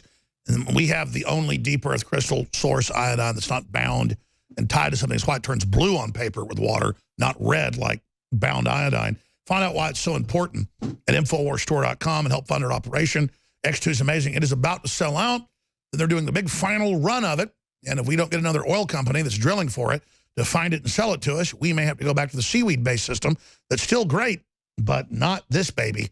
This has really financed the InfoWar, and this is kind of bittersweet here. 4,000 plus 5-star reviews at Power Reviews, InfoWarsStore.com, or 888-253-3139. But whatever you do, spread Infowars.com and the articles and videos and our local affiliates, because we're in a war and we're hurting them bad, but we're under enemy fire as well. Stuart, Donna, Mike, Matt, Lee, everybody. I'm going to your phone calls right now with Roger Stone as he co-hosts with us today. We've kind of had some fun here, and I'm not bragging when I talk about Megyn Kelly really putting it on heavy to get me to, she thinks I'm a Texas hillbilly, and, you know, that a hot woman telling me how much, you know, she wants to interview me and how she's obsessed with me, I'll get me to talk to her. And even though I know it was BS, it still works, so I'm going to do an interview. See, that's a little bit of the difference here. All right, I'm being sarcastic. None of that happened. Megyn Kelly didn't call me. It's all fake news, ladies and gentlemen. But seriously, we're going to go to Lee and Matt and Stuart and everybody else. But I asked you, Roger, should I wimp out and not do the Megyn Kelly interview? Because she's going to come to me. I actually think you should do it because you can handle her and because you understand the game. And you're very good on it. Should I put her over my knee? I don't think she'll let you do that. But I do think you should do the show, because anything that allows you to break through to the mainstream. But if I put her over my knee, would you? No, I'm not going there. I'm not going there. No. Put her over my knee. I already got enough. Put her over my knee politically, I meant. I once, unfortunately, one of my... Can we put Betty Page on screen, please? Putting a girl over her knee? Sorry. They're saying stick to the news. I'm sorry. I'm having some fun here. All right, let's go to the that's my boss in there. No, I've told him. I don't have a producer. I'm the producer, which is kind of out of control. Because sometimes I get off the chain, Roger. Really? I've never seen that. You know I'm trolling. Can you imagine the headline? It's Alex Jones asked Roger Stone if he'd put Megyn Kelly. Oh, look, David Brock is typing that up right now. Little weirdo. You little weirdo. I can't help it. I can say anything I want. It's all over the news the next day. Well, it is fun. It would be colorful, I'll say that. All right, we're going to calls in a minute, but since I said that, we're going to go to Matt when we come back in the next hour. But being serious, you understand, it's what you said. You're not really a villain, but they call you that, so you play into it. Why not? They just don't get it. They don't know we're kicking their ass. I don't really see any way we can lose if Trump stays the course and they don't kill him. What do you think? Well, I thought long and hard about why Netflix would make a documentary on me that would be fair. I mean, and then I figured it out. You see, they think President Trump will fail, and they make a case, not accurate, but that I elected Trump, therefore I'm the man to blame. They want me to be as hated as Karl Rove. What they don't understand is Donald Trump is going to succeed. He's going to be a transformational president. He could go down with Washington and Lincoln with the greats. That's right. They don't get it. They're betting against the spirit of America, which no one's defeated. It's exactly right. So you have another Ronald Reagan, perhaps even potentially greater in Donald Trump. Oh, I think already. Because he's independent, because he's gutsy, because he's bold. You can't bully him. You can't buy him. He doesn't owe anybody. And his gut instincts are almost always right. And that's not hype. That's really happening. That's why they're so terrified. That's exactly right. You know a man by his enemies. I promise. Matt, Gary, Stuart, Donna, Mike, and others. Straight ahead, 800-259-9231. Roger Stone in studio as InfoWars goes through the storm. And we will go all the way through. To quote the black hole, in, through, and beyond.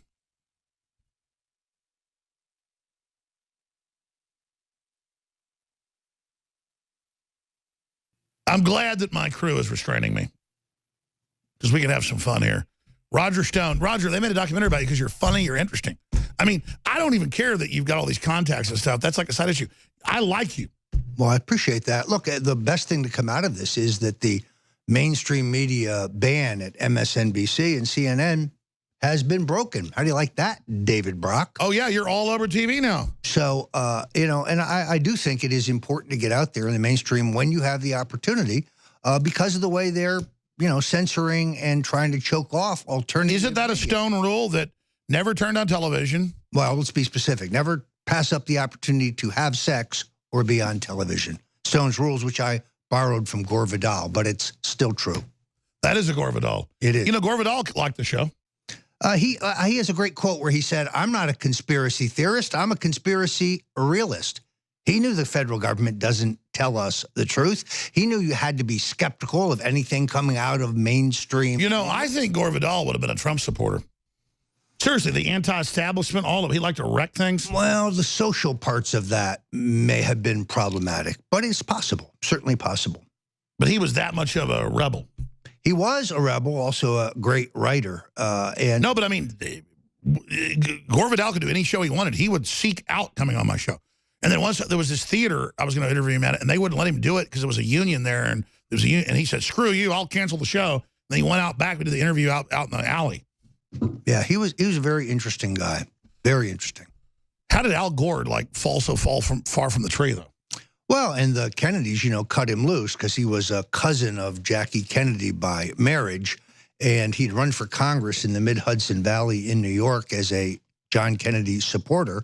But Bobby hated him, and Bobby cut him out, and then he became a fierce critic of the Kennedys after that.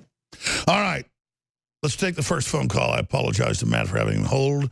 Matt, you're on the air from Ohio. Yes. Can you hear me clearly? Yes, go ahead. First, I want to say I'm honored to be on air with men of your such caliber. Well, your caliber, I'm honored to be here with you, my friend. Go ahead. Yes, and I got a two-part question. All right. Do you think this country has already been taken over, and they're still using our institutions and bureaucracies to make it look like we haven't been taken over? Absolutely. And now there's a beachhead to retake it. Oh, totally. Hell, I read stuff from the 60s where the CIA thought they'd already captured the country. Roger, that's a great question. Yeah, here's the proof. Bush, Clinton, Bush, Obama. Identical. That's not what they told you in the election, of course. But their policies have been identical. It doesn't matter where the deck chairs are. It's the people behind the scenes are the same people calling the shots. And now, suddenly, we have a president who's not a puppet, who won't take orders, who won't do as he's told, because he loves the country, because he's a patriot, because he wants to return us to the greatness that we've experienced. That's why they're so frantic to discredit him. Yeah, I mean, folks, they want to destroy Trump. They wouldn't be doing all this. This is discrediting them. If they don't defeat him, this is destroying them forever. Sorry, Matt, go ahead. Oh, no, I was listening to you guys because I want to hear your opinion also. Well, I mean, look, Hillary was supposed to be the next puppet in this kabuki show. It was all cut and dried. It was done. And by the way, just in case there was a problem, the puppet masters had this all figured out. They had Jeb Bush as the Republican nominee. You'd have Hillary as the Democratic nominee. And the American people would be the loser no matter who won. And then along came a guy to upset this apple cart, Donald J. Trump. And they're frantic about the fact that he is uncontrollable. He doesn't take orders from anybody. He believes that he is only answerable to the American people. And that's why they're crapping their drawers. Thank you, Matt, for the great question. All right, Donna, Mike, Stuart, Gary, your calls are straight up. On the other side, I'm Alex Jones. This is the InfoWar. They're doing everything they can to block us on Google, Facebook, Twitter, you name it. So it's an act of rebellion to spread the links to our stories and articles and videos at Infowars.com. We'll be back. Why do the globalists, and the Democratic Party particularly, continue to give North Korea nuclear reactors and now nerve gas agent? Here's an article right here today out of Fox News. UN agency helps North Korea with patent application for banned nerve gas chemical. That's a whole nother subject. Now, Mike Cernovich, the evil guy that just has big scoops every couple days, has an amazing track record for all those different sources. And InfoWars has a lot of great sources, too. We broke last week what's going on with Trump being ready for a big purge, and that's all in the news today. And, of course, Stone has a lot of great sources, but a lot of great research as well. But mainstream media attacks us constantly, saying, shut us down, or they use satire or jokes, we talk about as some way to try to bring us down. It's not working. So where do they go? What do they do now? And what's the next shoe to drop? And then we're going to take phone calls from Gary, Dean, Stuart, Donna, Mike, and others here in a minute who have questions for Mike Cernovich, Roger Stone, and myself as we broadcast worldwide. We may go a little bit in the next hour and make this a roundtable discussion with David Knight, but we'll see. Mike Cernovich, thank you so much for coming on with us again. Always a pleasure, Alex. You got cut off yesterday because we only had you on for like 20 minutes. There was a lot of other breaking stuff you have. Before we take some of these calls, what's on your radar screen? Then I want to ask you just about the state of the world right now and where you think all this is going. Yeah, Trump is still playing mind games with Reince Priebus. And, of course, Sean Spicer, which Paul Joseph Watson, you reported, I reported. We had that story last week where we said Trump is pushing Spicer on the way out because he's not aggressive enough, he's not ferocious enough. And then sure enough, that is now all over, the mainstream media. Yeah, the exact headline. Right, exactly.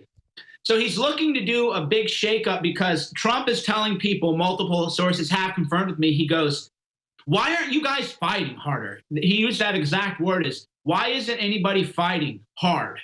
And he's realizing that his own team, they're leaking news to the media. There was an article today in Politico, I think. I don't know. I'll text Nico the link. But everybody blabbed their mouth to Trump about his news diet, and they called it fake news diet. And then they tried to frame Katie McFarland and claim that she gave Trump a fake news magazine cover from Time magazine. That actually never happened. Katie McFarland is a brilliant woman, amazing strategist.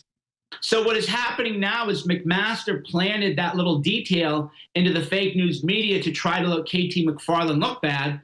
Because as you know, which I reported quicker than everybody else, Ricky Waddell, who's a warmonger with oil ties in Venezuela, and he actually wants to bring soldiers into Venezuela to protect his oil investments, his oil friends. Ricky Waddell is replacing Katie McFarland, right? So all these leaks are coming out, and Trump is really frustrated because he wants to know why his team isn't fighting as hard as Roger Stone is, as hard as Alex Jones is. And I think that's a great question maybe I would like to ask Roger is, why is it that the only people fighting for Trump are people on social media and people like you and Alex?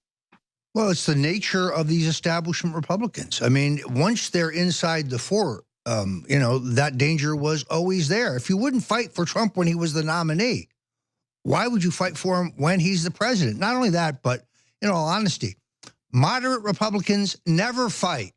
They like cocktail parties. They don't like, they don't like combat. I was about to say, you bring in a bunch of conformists and your own enemies that just want to have feathered nest and feel like they're part of the establishment. Yeah, so instead of trailblazing, we want trailblazers. We want revolutionaries. But you see, instead of fighting, they want to moderate the president.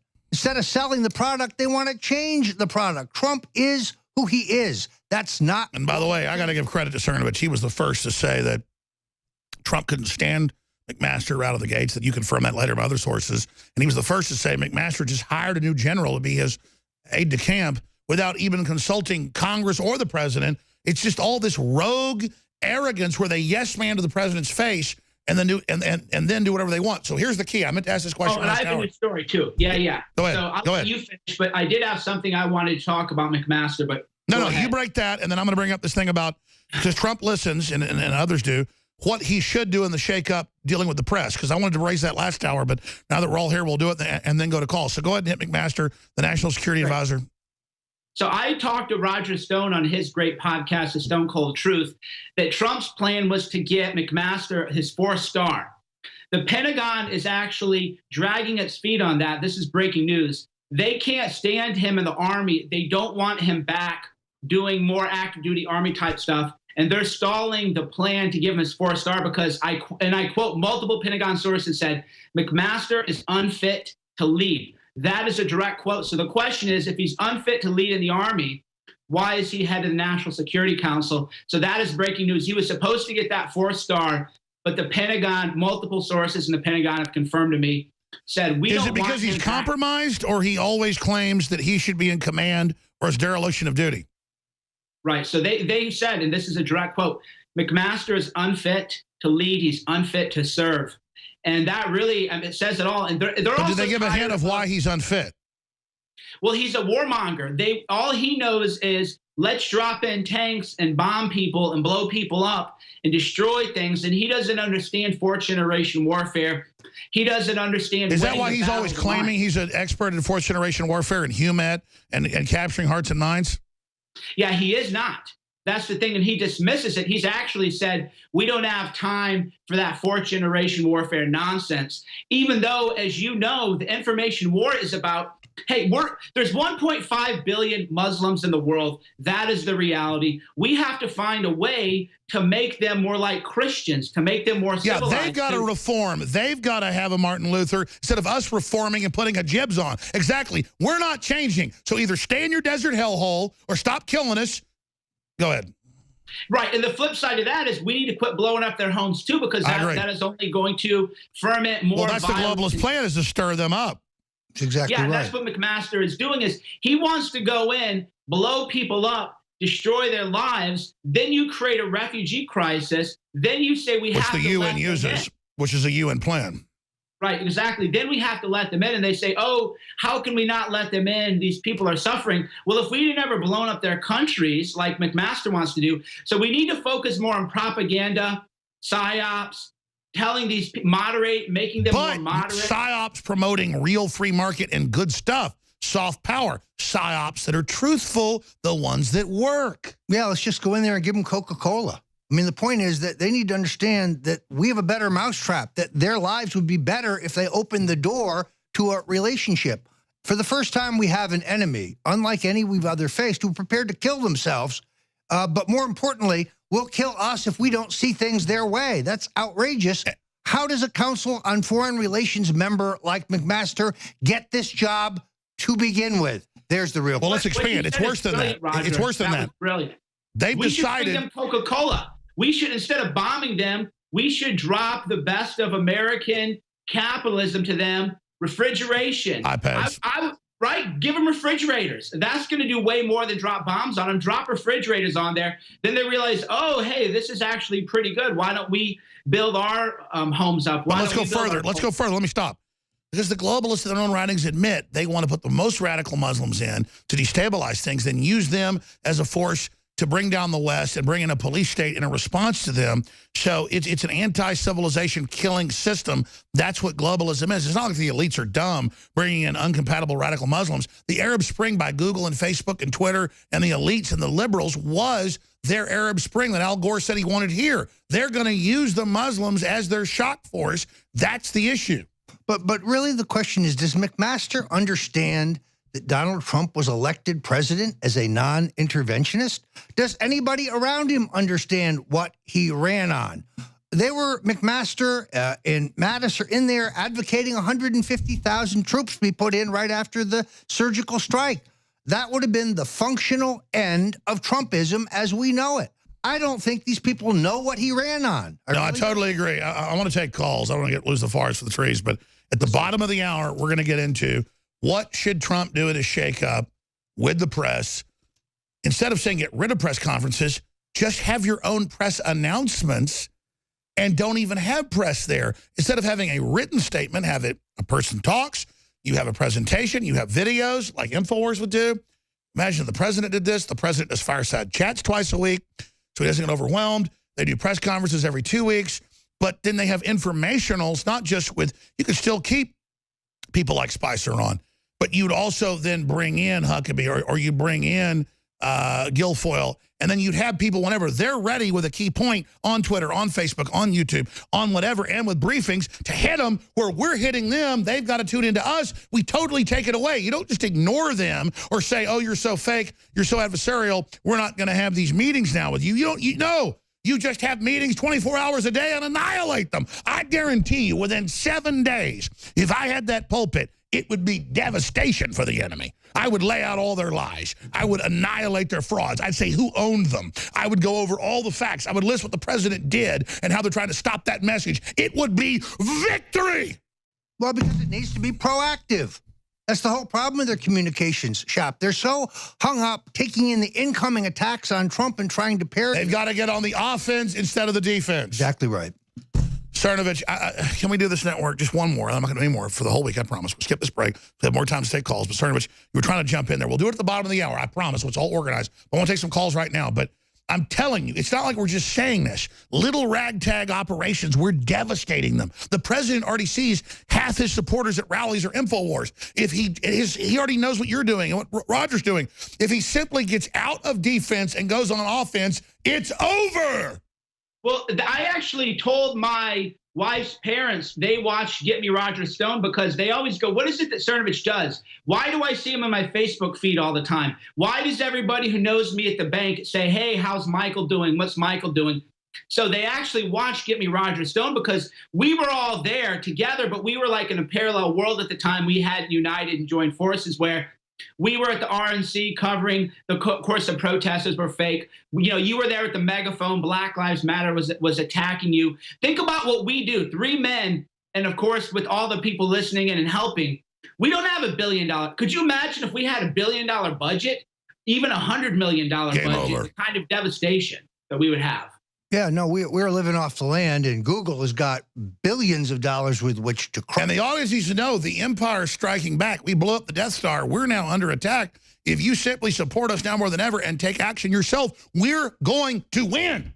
It's the best reason to go to the InfoWars store.com that I can think of. And spread stonecoldtruth.com and the websites of Cernovich and the Twitter. It's a war. It's fun. I don't want to lose. We're promoting freedom Americana. It's not like we're promoting North Korea. The Democrats are promoting North Korea. The Republican establishment, they're a bunch of yes men and cowards that want to socially climb in an organization. We want to overturn the fake globalist paradigm that's a face sucker on America. We don't want to ascend into the face sucker's belly and be some turd floating around in its belly. We want to kill the face sucker. We want to remove it. We want to restore the republic. We want to put up Washington monuments 20 times bigger that are space elevators hailing our victory over the globalists. We want victory.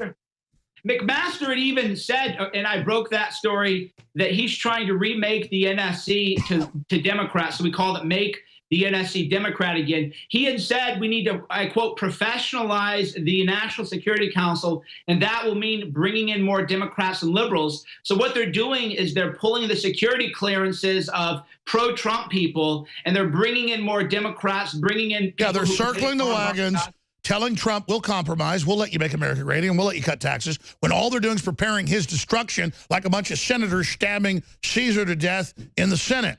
Right now, let's go to phone calls. Donna, in the great state of Pennsylvania, one of the deciding states in the restoration of the republic. You're on the air, Donna. Go ahead. Oh, thank you, Alex, for taking my call, and Mike Cernovich and Roger Stone. Thank you so much. Thank you. I'm a People for Trump group person, grassroots in Bucks County, Pennsylvania. Great. And I actually have been sick. I was in the hospital last week with shingles because I'm so upset about what they're doing to Mr. President right now. I met you, Alex, in the inauguration day, and I'm so upset about some of the things that are on Facebook, like this March for America dude that's his name is Scott Binzak. He's saying all this horrible stuff like that. There's like indictments ready to go out, and well, there's a lot of fake news out there, so don't lose heart. Oh, yeah, the Democrats are the kings of all their fake news crap, and it's never been done. No one's fought an FBI director. It's all pure bull. So, Donna, don't get upset about that. Just keep moving forward. Don't let this get you upset and put you in the hospital because this is the animating contest of liberty. We've come so far from 20 years ago when nobody knew the Federal Reserve was private. Almost everybody knows it. So, Donna, thank you so much. Did you have a question for Roger Cernovich? I'm all I'm saying is just everybody. I just want to say everybody out there listening, get your vitamin mineral fusion. I'm telling you, my fiance and I love it. And just please support Alex Jones and this fight. Nice. And, well, God bless you, ma'am. Thank you. And even if you don't buy the products to fund us, spread the links. That's most important. Let's go ahead and talk to. We got Gary wants to talk. Dean, Stuart. Who's been holding the longest? We They're got trying Mike. to make it sad, though, Alex. So can I say something? This is, when I heard her voice, it moves my heart. This is spiritual warfare that we're waging against people. And you can't let them get you down, sweetheart. Right. Even though they're evil and horrible, we're starting to win. So be positive. Right. That's what they want to do is what a lot of people don't understand is take your hope.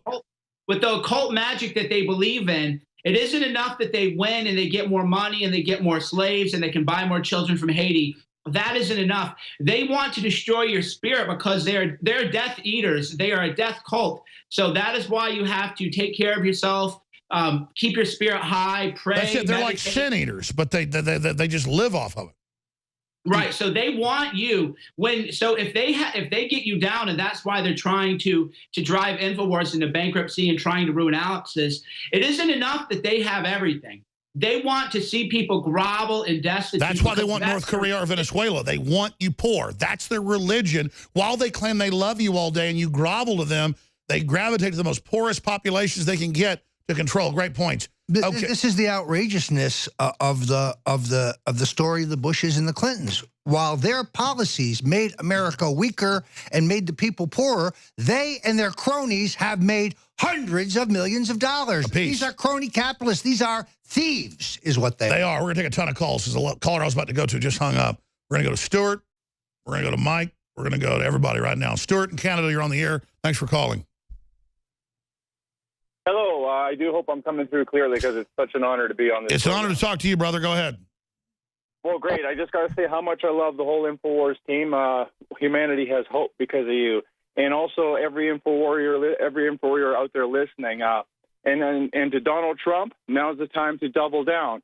The enemy is doubling down. We got to double down. And that goes to every InfoWarrior out there. You have to double down. And we're going to absolutely crush the globalists. I'm on Twitter. I'm not on Facebook, but I can see it. The bellwether, the atmosphere, we're winning. And that lady that was calling in, don't be discouraged at all. You've got so many people backing you up all over this planet. I'm in Canada here, and we're not going to let... Exactly. Look at the elites everywhere panicking. They can feel the spirit of awakening rising. I wanted to mention, your first caller, he called in and he had said, do you think the globalists are trying to make it look like they're not actually taking us over? And it kind of dovetailed with what I originally called in.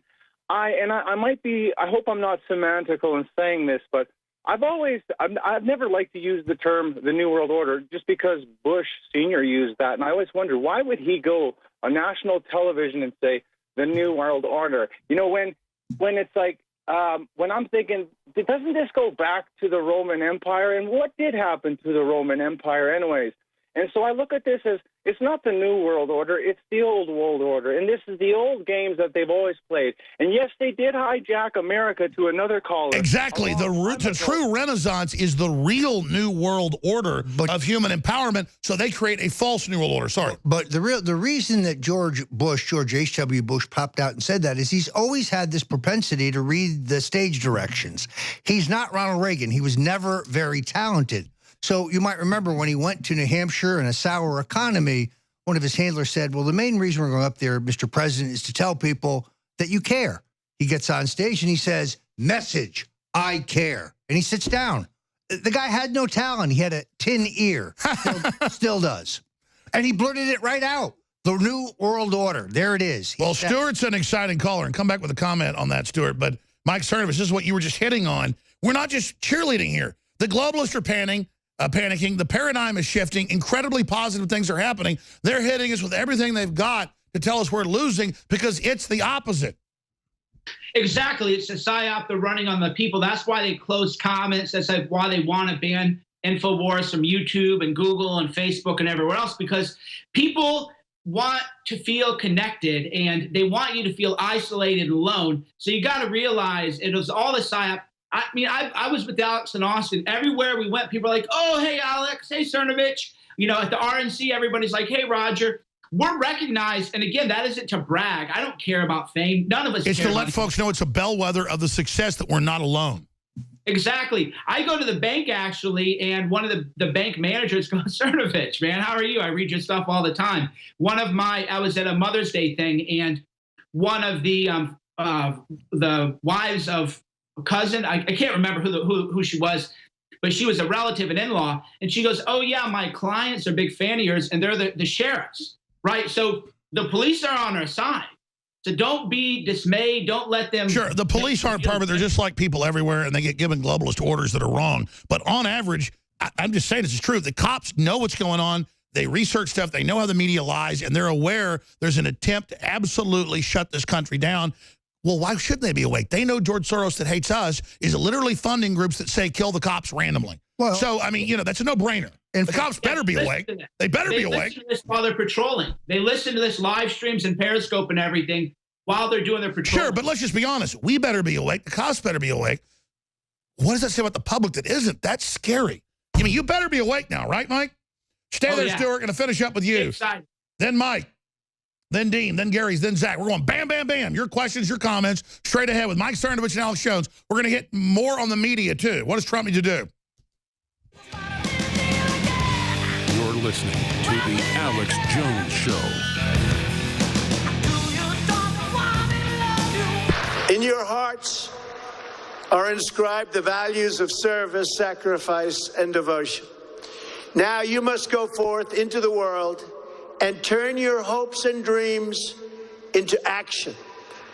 America has always been the land of dreams because America is a nation of true believers.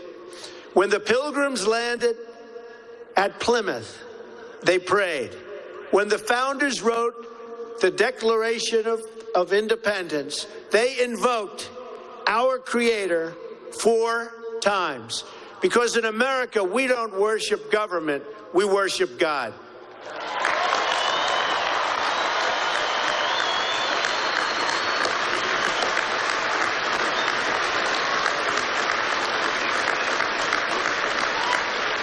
That is why our elected officials put their hands on the Bible and say, "So help me God," as they take the oath of office. It is why our currency proudly declares, "In God we trust." And it's why we proudly proclaim that we are one nation under God every time we say the Pledge of Allegiance. All right, Mike Cernovich is our guest. I want to get to a lot of calls now. We're going to go to Stuart and have him finish up, and this whole board of calls. Then we're going to spend some time on what does Trump need to do. I know with the power that he has, his star qualities, and if he just had a crew of 6, 7 people that could be on call in different 4 or 5 hour quadrants throughout the day to independently go out and just expose lies, do press conferences, do live feeds, it would all have millions of viewers per transmission. Would put the enemy back on their heels. We'll talk about that and what Roger Stone thinks, what Mike Cernovich thinks, what you think should be done here in a few minutes. But Stuart, in Canada, you know, callers call and say, oh, thank you, you're so great. Listen, you're great. There wouldn't be a movement if it wasn't for you. We wouldn't see nationalism rising all over the world if it wasn't for you. We wouldn't see hope if it wasn't for you. So we're all peers here in the great animating contest for liberty. But go ahead and finish your point on the whole New World Order. Yeah, but Alex, I wouldn't be psychologically so healthy. There was so much stress before I stumbled upon your media platform on my shoulders because I thought I was the only one that understood what was going on. I couldn't talk about it. You just hit the key. They make us all feel alone. And then once you learn that there's other people that believe this, it takes a lot of the stress off. That is absolutely critical. The whole world came off my shoulders. Suddenly, I wasn't the only one. I wasn't alone in the dark. And I had to do more and more and more research to realize that you're the real deal. And I got my fridge is full of your InfoWar, your products, and I take them daily. And I'm so grateful. One day I'm going to give you an awesome testimonial, but it's just not the right time. Well, brother, you're the reason we're on air, and God bless you. I appreciate you. But the most important thing is just spread the articles, the videos, start your own YouTube, your own Facebook. Really, I mean, it's critical that we absolutely take the culture over. We're already intellectually the majority. We just all have to get more active. Call C-SPAN, retweet a link. I mean, Roger Cernovich, this gets into how do we take things back in the media. That kind of opens the door to discuss this. What do you think everybody can do just as a basic example of how we up our game as the globalists up theirs? You know, Alex, I think in a way. I just went downstairs and took Brain Force. So I'll let you, you guys talk. I wait for it to kick in. Thank you. But seriously, I mean, what do we all do?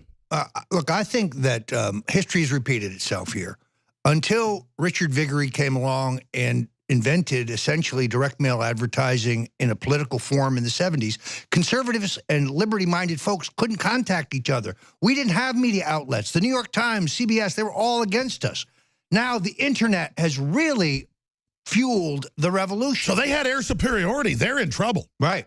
And now that's why they're trying to put the toothpaste back in the tube. That's why they want to censor us. They realize there's a revolution afoot, and good God, the people have found out what's happening, and that's a real problem. So you think about the 60s and 70s when direct mail even started, and everything was liberal, communist garbage because the big corporations wanted that as a failed system for America to control us.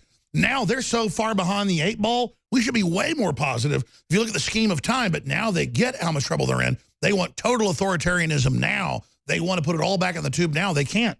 Well, the idea of liberals, classic liberals, pushing censorship is nonsense. There's nothing liberal about being for censorship, but they can't argue with our ideas. They can't argue the facts of the merits, so they have to silence us. It's all they can do. That's right. Mike, you're chomping at the bit. Go ahead.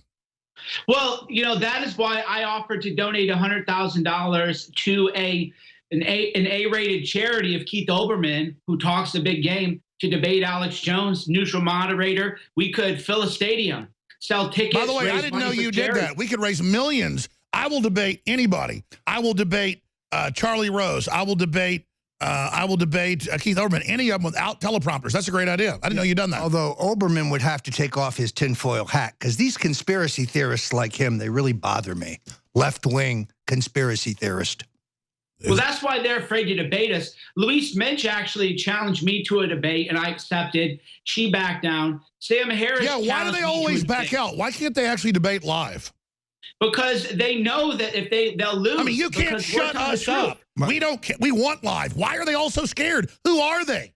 Yeah, it's absolutely. Sorry, go ahead, Cernovich. I apologize. Why is the average liberal scared to death of live or not controlling things or not having a teleprompter? P.S. Where is my invitation to testify for the House and Senate Intelligence Committees? I want to go. I want to. Yes, please. We'll go together. I mean, they've accused no subpoena needed. They've accused you of being a Russian spy. They actually said I'm under Russian control. So it's the American way. You should have a chance to respond. This, Alex. Did I email you? A friend of mine in the CIA actually showed me a flyer where, remember The Economist wrote that article claiming that you and I were inadvertent Russian stooges? That article is being used in training materials now. So we're actually, this isn't like, it's literally true. This isn't hyperbole. Yeah, no, you said you were going to send it. I may have missed it. Will you send it to Nico? We'll put it on screen. Well, I don't have it. I don't have it on my phone. But I'll get it to Nico. Yeah, I thought I texted you it. But so that article in The Economist calling us inadvertent Russian stooges is being used by the CIA in their training materials now. So we're literally being targeted by the CIA in the training materials, and this can be confirmed by any of your sources in the CIA if you ask. Well, they had the congressional hearing where the CIA said, and the Armed Services Committee, they said we are investigating Alex Jones, who is being directed by the GRU and the KGB, the biggest load of horse manure, but no proof. Just, oh, he just is a Russian agent. The article he's talking about was in The Economist, which is put out by the Rothschilds. Cernovich, Alex Jones, Useful idiots. in The Economist, yeah. So I interrupted you, though. Go back before we go to these calls. You were getting into, Mike, just how big this awakening is. It's crazy. Well, yeah, that's what a lot of people, there's the article. So we're being targeted now by the CIA. They know now they won't debate us live because they know that we speak the truth, right? Because I'll go live with anybody one-on-one. Come on, bring it. Louise Mensch tried to debate me. I said I'll accept it. She now is hiding. Sam Harris challenged me to a debate. I accepted it. He ran away, and then he went on the Joe Rogan podcast and went on a tirade about me for an hour. And said, I saw it. He said, I can't believe people listen to him, and he's so fake. I mean, what unbelievable. Right, so he won't debate. I said, Sam Harris, debate. If I'm such a fake, put it in a stadium. And by the way, he didn't list, I watched it, he didn't list anything you said that was fake. Every day we're breaking big national news. What more do they? That's the joke, though. We're trusted by the patriots and agencies and the White House. So we're just going to get more and more. So what are they going to do, Roger, as we just get validated? Yeah, look, I've had to deal with this preening, whining, phony Adam Schiff, the congressman from California. This guy's a pussy.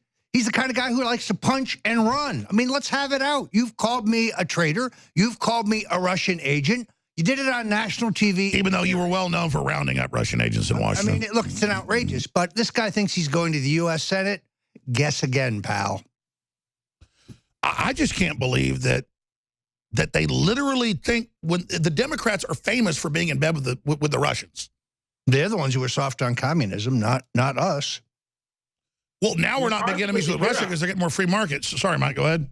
McCarthy was a hero, actually. Hollywood was infiltrated by communists and communist spies, and McCarthy has been lied about, and history has lied about. Isn't it funny that Democrats' religion is hating Christianity and whining about the red list and all the rest of it, and then meanwhile they're doing stuff 1,000 times worse now. Their blacklist is much larger than the blacklist of the 30s or the 50s.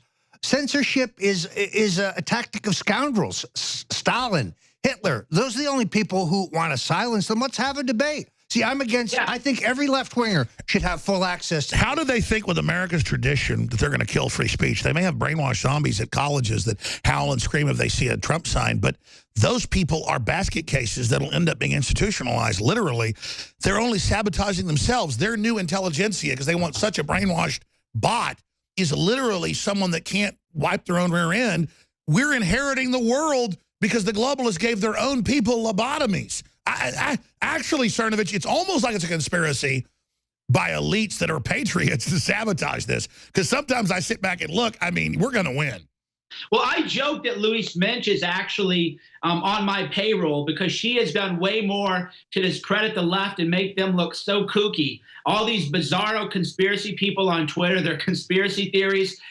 And sometimes I wonder, is Russia actually, because here's what I would do if I were Russia. I would pay these morons to be kooky and to humiliate everybody, to discredit the whole story about Russia. That's far more effective than anything anyone else could do.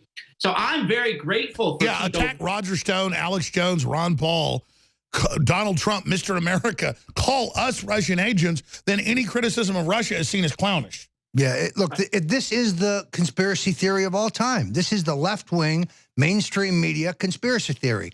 Trump had to collude with the Russians to win. No, he didn't.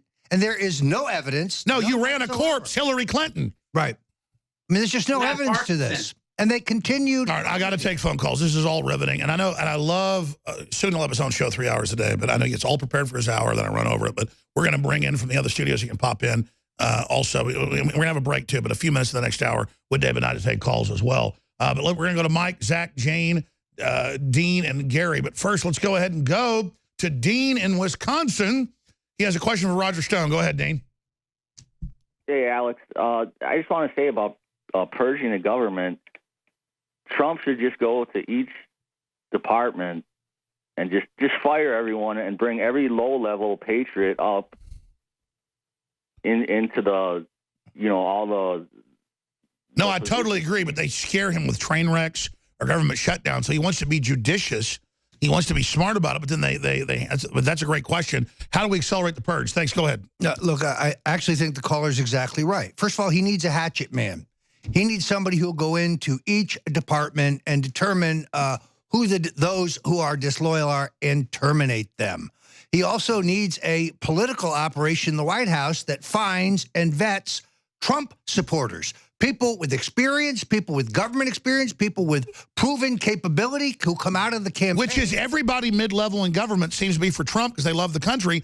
Liberal or conservative, they all support him. He's got a giant base of people. I mean, it seems to me that if you worked for George W. Bush or the Republican National Committee, that should exempt you from a job in the Trump White House, not accelerate you. What do you think about Mike Rogers? That's what the FBI is saying they want. I mean, he's got to be better. A disaster.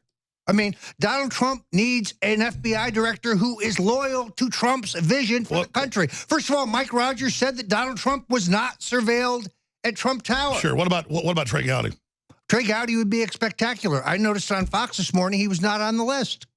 Ray Kelly, the former New York police commissioner, someone Donald Trump knows well, not on the list. Judge Jeanine Pirro, former judge, former prosecutor, not on the list. These are the Trump loyalists. Look at that list. By the way, as we know, those are really on Trump's list, though. Fox and others are putting out fake lists to create this perception. I hope that is the case, because in this case, I looked at that list, and every single one of them is an establishment lackey. There's nobody on that list who is a Trump loyalist and who understands the struggle between the globalists and... Sure, but didn't Mike Rogers expose Benghazi at least? He was good on that, yes. I mean, he's a lot better than Comey. Well, who isn't? My dog is better than Comey. I mean, please. Okay, all right. Dean, thank you. Let's go ahead and talk to a guy in Quad City. Mike, you're on the air worldwide. Go ahead. Hey, hey, Alex. I just want to know that I'm praying for you. Thank you. And your family, and on all your team too. But the people in the news media have no business getting your privacy, and I don't need your privacy of your family business. But when you come to public, I think it's just very disgraceful when you hear about your story. And question for Roger Stone, and I do have a question for you, Alex, is that I am hard of hearing. I watched Infowars on Roku and watched it maybe 3 times to watch it to understand without the closed caption. But I understand it costs a lot of money to run that. But you think it's causing a problem with the news people are trying to take away? Yeah, no, we've got all sorts of sabotage. And I thank you for your call, sir. It costs us $110,000 a year to have closed captioning. And we're doing it. And then even when we do it, we have problems. And it's not sent out over the cable, the internet for you. So for the listeners that don't know what we deal with money-wise, trying to really do this and get to everybody, $110,000 is a lot. For closed captioning, it's a real person. We have to pay for a digital fee that's thousands a year, so a real person is doing it. And I'm glad you called in. God bless you, Mike. Thank you. That's what I deal with every day, trying to get money in here. Is that people don't know what it's like with satellites and stuff and legal and licensing and all the stuff we deal with. It's a lot of money. And so, yes, we want to close caption all the shows. And I'm sorry, some of the shows aren't closed caption. That's not done to put you down or anything like that. It's that we literally are under attack and lawsuits and George Soros and everything else. And I want to be able to do that. So I know only 3 hours of the show every day is closed caption. People complain the other stuff isn't closed caption. I don't have the money. It's hundreds of thousands more. And I don't know what I'm supposed to do. And I'm glad the caller called, though, because we don't screen these calls. You get the sausage making behind the scenes that makes me just throw my hands up. The listeners don't know how much money it costs to run this. People say, oh, just start a network. People want a new network. Well, we're trying to do it. It takes money. Agreed. Well, we don't have $1 billion. That's what I tell people is We don't have billion-dollar budgets. We're not driving Ferraris and flying private jets. We can make so much more money selling people on real estate, commercial real estate. Absolutely. People like us could do so much. If we wanted to make money, we're in the worst business in the world to make money on. Right. And that's what people don't realize. And I'm not bragging, but a lot of my family are way more money than I ever made. They're all successful. Exactly. I'm doing this because I really, really care. Exactly. Well, this is a uphill battle, but what we're going to get on the end is so big. But I'm glad the guy called in about, hey, some of your shows aren't closed captioning. And then the stuff Google's got that's supposedly free, it just doesn't work very well. It's money. Yep. It's money. In fact, we're about to launch more satellite time. And I got to do all that, too, as well. Roger, you're looking at that pizza. I'm hungry.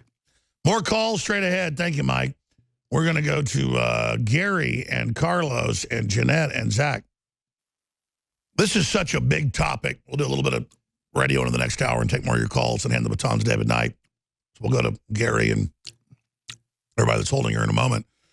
But we talked about it earlier and kind of gave our advice. But Trump's shaking things up. He's sick of his media people not responding in real time. He's sick of them always worried about what he's doing and his agenda and you know, kind of criticizing it instead of criticizing the MSM. So Mike Cernovich asking you, and then Roger Stone, what do you think of this big shakeup that they now admit Trump's about to engage in? What would you advise the president to do? I would advise them to bring in Roger Stone or somebody Roger Stone recommends and say, it's time to clean house. It is time to get rid of people who are actively sabotaging you. Who cares if they want to sue you? Who cares? Let them call the union. Who cares? It is time to get rid of them all at once. Let them cry. Let them file their dumb lawsuits. We don't care. This is about saving America. This is about getting active saboteurs and the criminals out.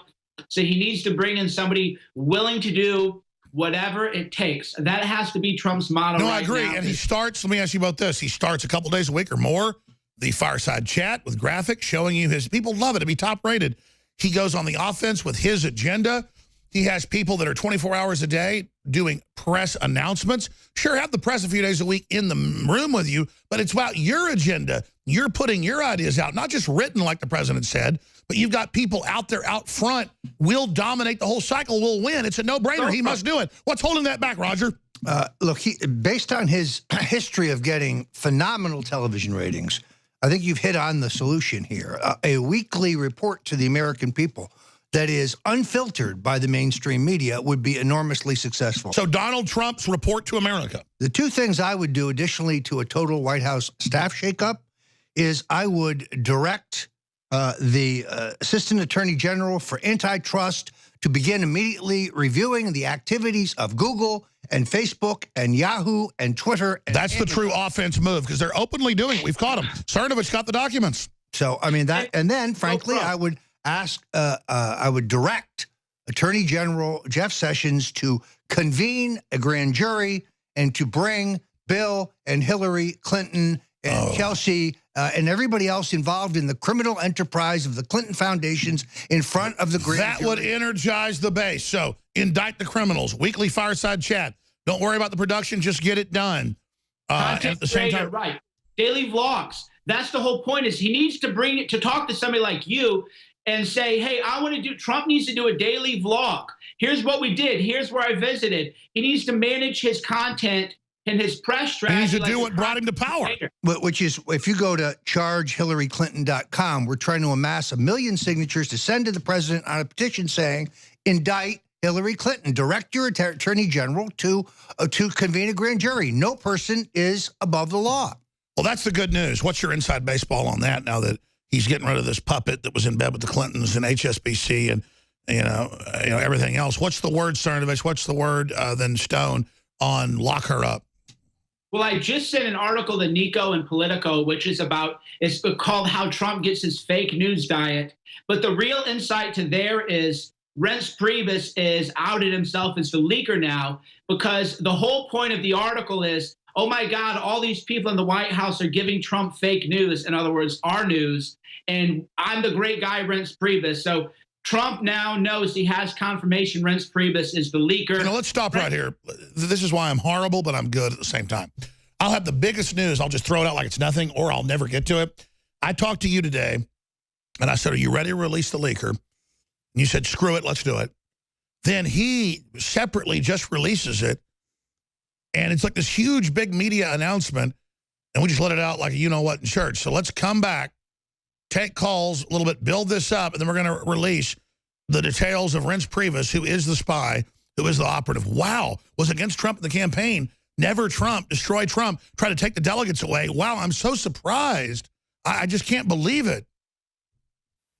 All right, David Knight in the other studio is coming up, but we're taking your phone calls. And at the start of the next segment, we're going to get into Reince Priebus, the leaker, and the details. We've known this for a long time. We have to sit on top of us. We don't burn sources. And Stone was ready to do it today, and I just had him on for 2 hours, never did it. That's how I operate. And then Cernovich separately just went ahead and dropped it. So blurted it out. Just blurted it out. No, that's good. We hadn't even talked to him. He has great sources, too. It shows that we're all hearing accurate information. We're all synced up here, like, yeah, absolutely. So we're taking phone calls right now. Gary in the great state of Arizona, you're on the air. Go ahead. Hey, Alex and Roger. I just want you to know your products are absolutely fantastic. I've been using them now for quite a long time, and I couldn't recommend any higher. But anyway, I changed my political affiliation from independent to Republican just in order to vote for Donald Trump. So I have been a very strong supporter of his. But I have a two-part question for you, Alex, or Mike. Now, the last time I asked this question to Roger, and I got a spin job. So, and that's no disrespect to you, Roger. That's what I do. But anyway, the aerosol spraying of toxic chemicals all over America is increasing every day, and here in Phoenix, we're getting pounded like never before. Donald Trump could have stopped this on the first day of his presidency. I know he could have, but instead he is allowing it to continue. There is a complete silence from the president. Oh, well, let me respond to that. They're ignoring him in all the agencies. There's all sorts of secret programs going on. There is geoengineering going on. The CFR admits it. I've seen less of it. Maybe it's worse in Arizona. But specifically, what would you like to see Trump do? I mean, you're probably educating him now. Go ahead. Well, here's my question: how can Donald Trump? And again, I'm a supporter. I'm not a critic. You know, I'm a critic. I'm a critic of his, but I'm a supporter.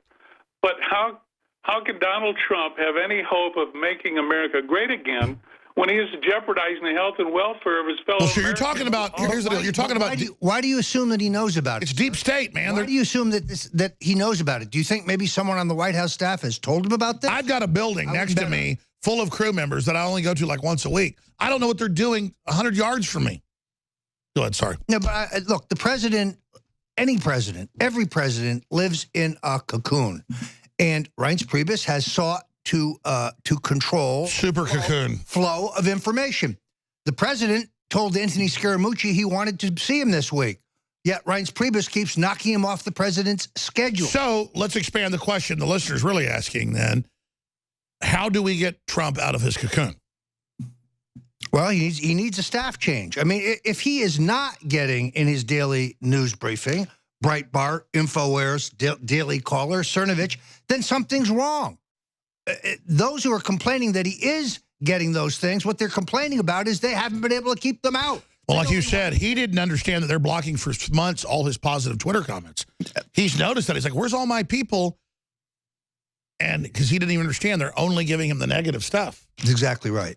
Trump doesn't even think his support's there anymore. That's why he goes out to rallies. He goes, I'm glad you're still here. And his wife leads the Lord's Prayer because they're so freaked out. Cernovich? Yeah, that is why there's a great article in Politico, which revealed that Reince Priebus is now the leaker. We might as well talk about that. Roger can talk about it. Yeah, why did we let them have that? We already had this weeks ago, but there it is. How Trump gets his fake news. So they didn't actually reveal Reince Priebus as the leaker there, but if you read it, the entire article is trying to make Reince Priebus look like this great, smart guy around a bunch of fools. By the way, I knew this 6 months ago.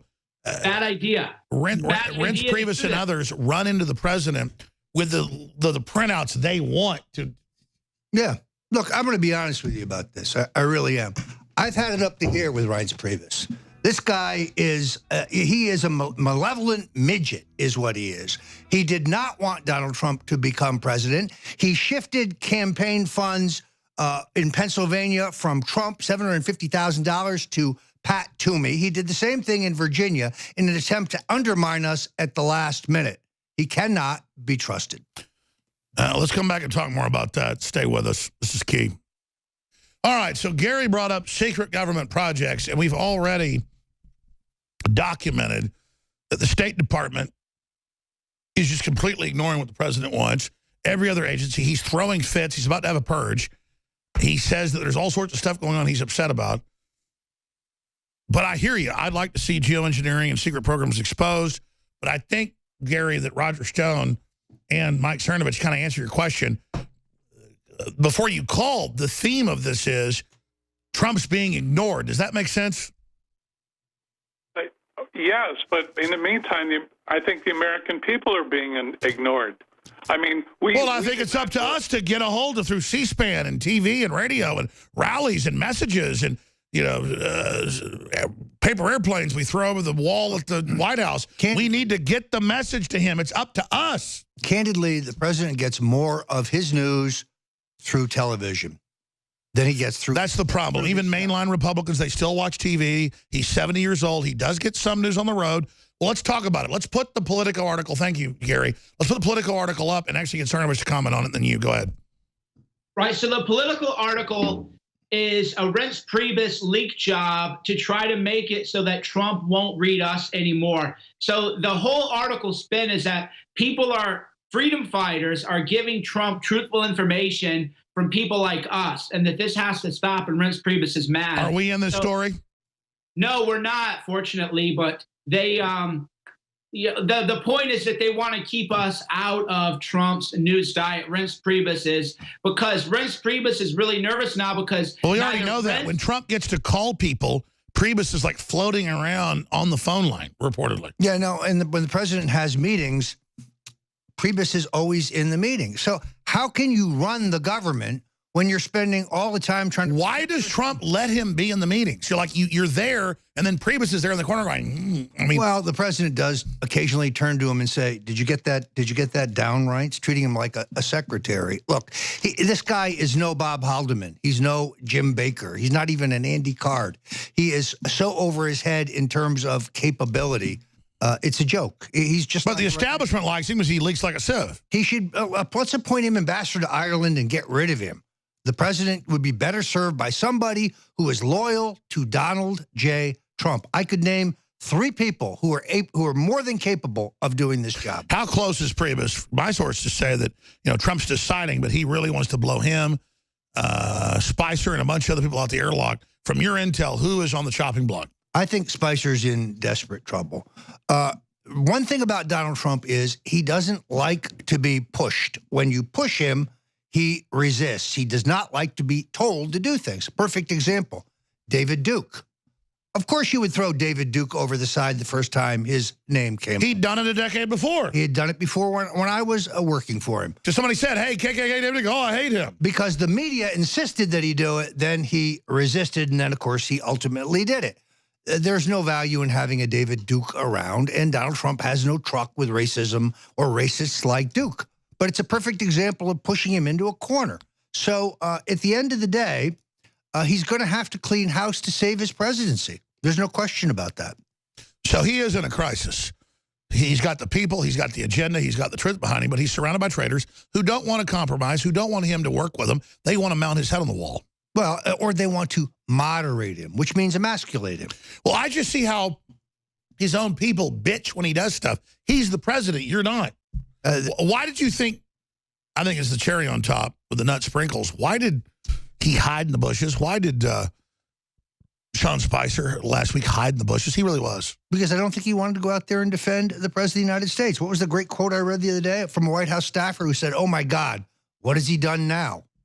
I mean, this is the same thing I saw, by the way, under Reagan, where they underestimate the principle and his strength and his power and they're weak and talent, right? And they don't want to fight; they want to compromise. They're followers; they're not leaders. I mean, here's my deal: I don't want the White House press job. I'm not even saying I would get it. The point is, it'd be fire breathing, it'd be unapologetic, they'd be on their heels.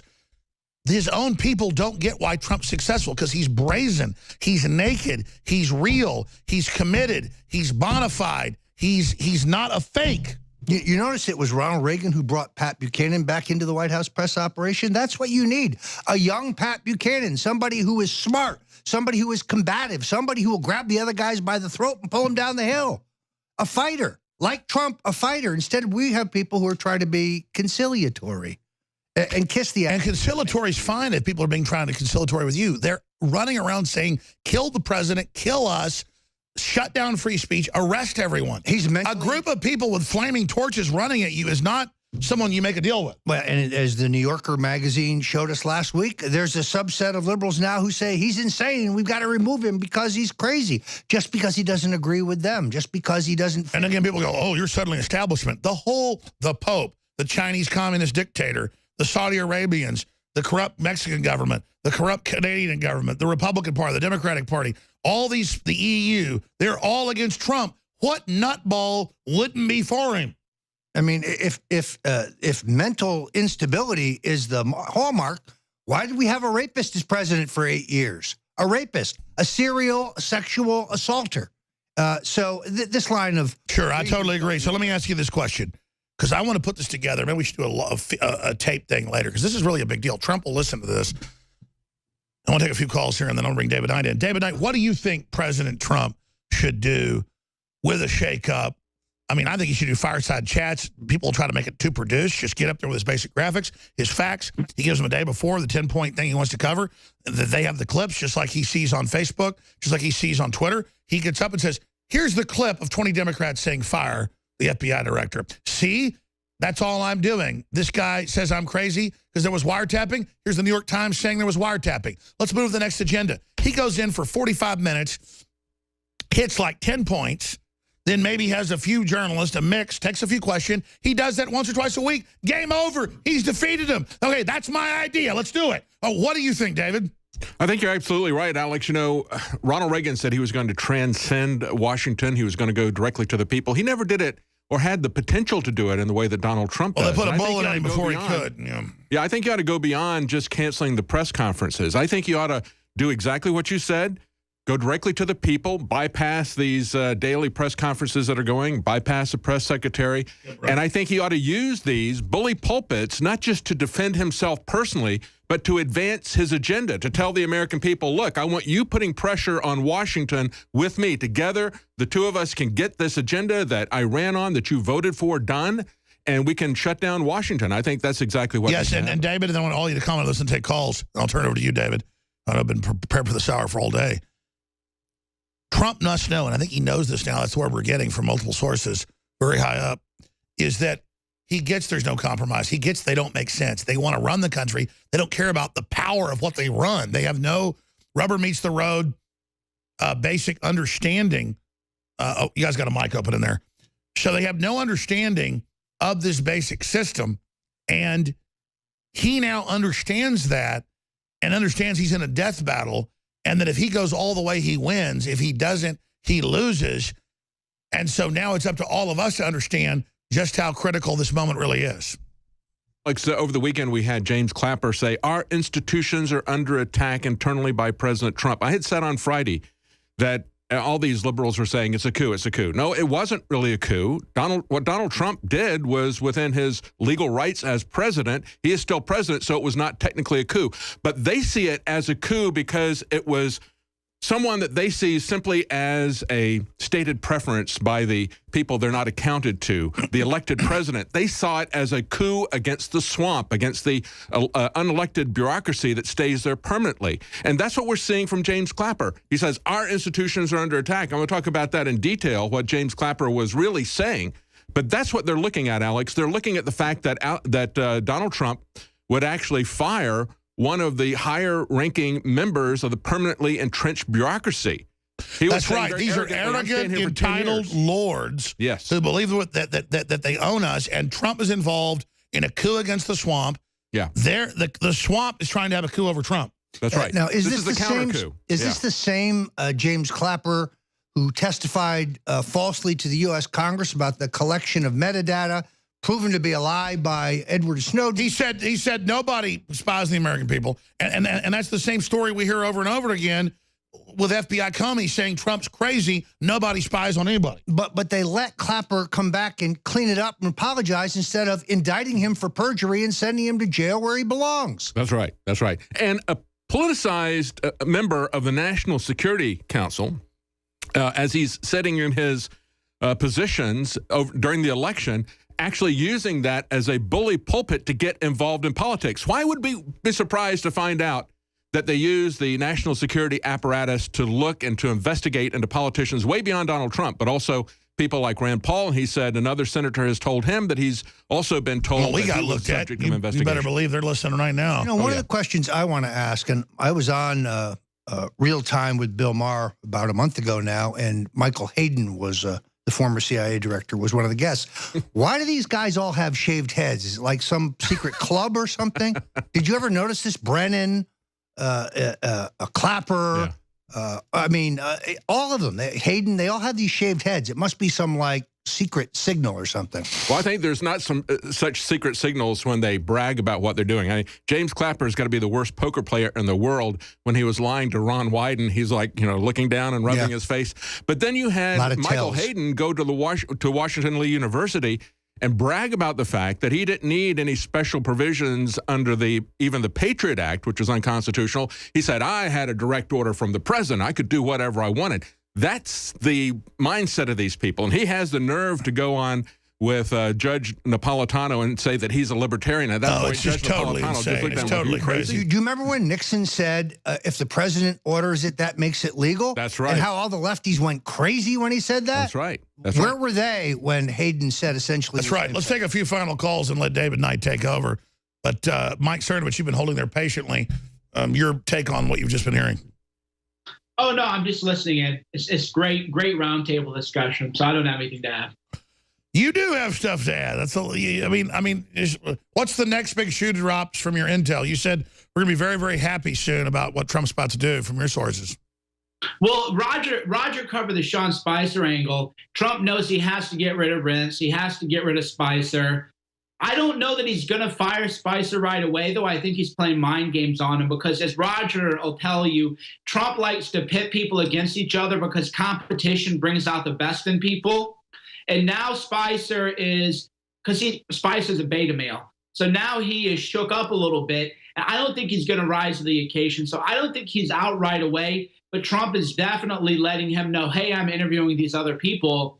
You better up your game. You better quit hiding in the bushes. You need to call on alternative media. I mean, talk about media strategy. Why is Spicer giving the first questions to the fake New York Times, to the fake Associated Press? Why isn't he asking alternative media more questions? Why is there all this butt kissing? I mean, doesn't he get that doesn't get him anywhere? Well, look, I think we all know that Katie Walsh, who was the deputy to Reince Priebus, was fired because they caught her leaking.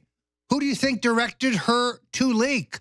Reince Priebus is the leaker, and the leaks are not. Oh, yeah, we went to break and never got to that. I'm never good at our biggest story of the day. Dun, dun, dun. Mike Cernovich. Then, of course, Roger Stone. Stone told me before the show, he's ready to go after Priebus. He's the leaker. Now, you're saying this Politico thing basically shows he's the one. Let's both spend a few minutes on that, then final calls. Right. So you have to use, good lawyerly reasoning and deductive reasoning. One thing I noticed a couple months ago, and I even wrote the article, The Dog That Didn't Bark, based on a Sherlock Holmes story.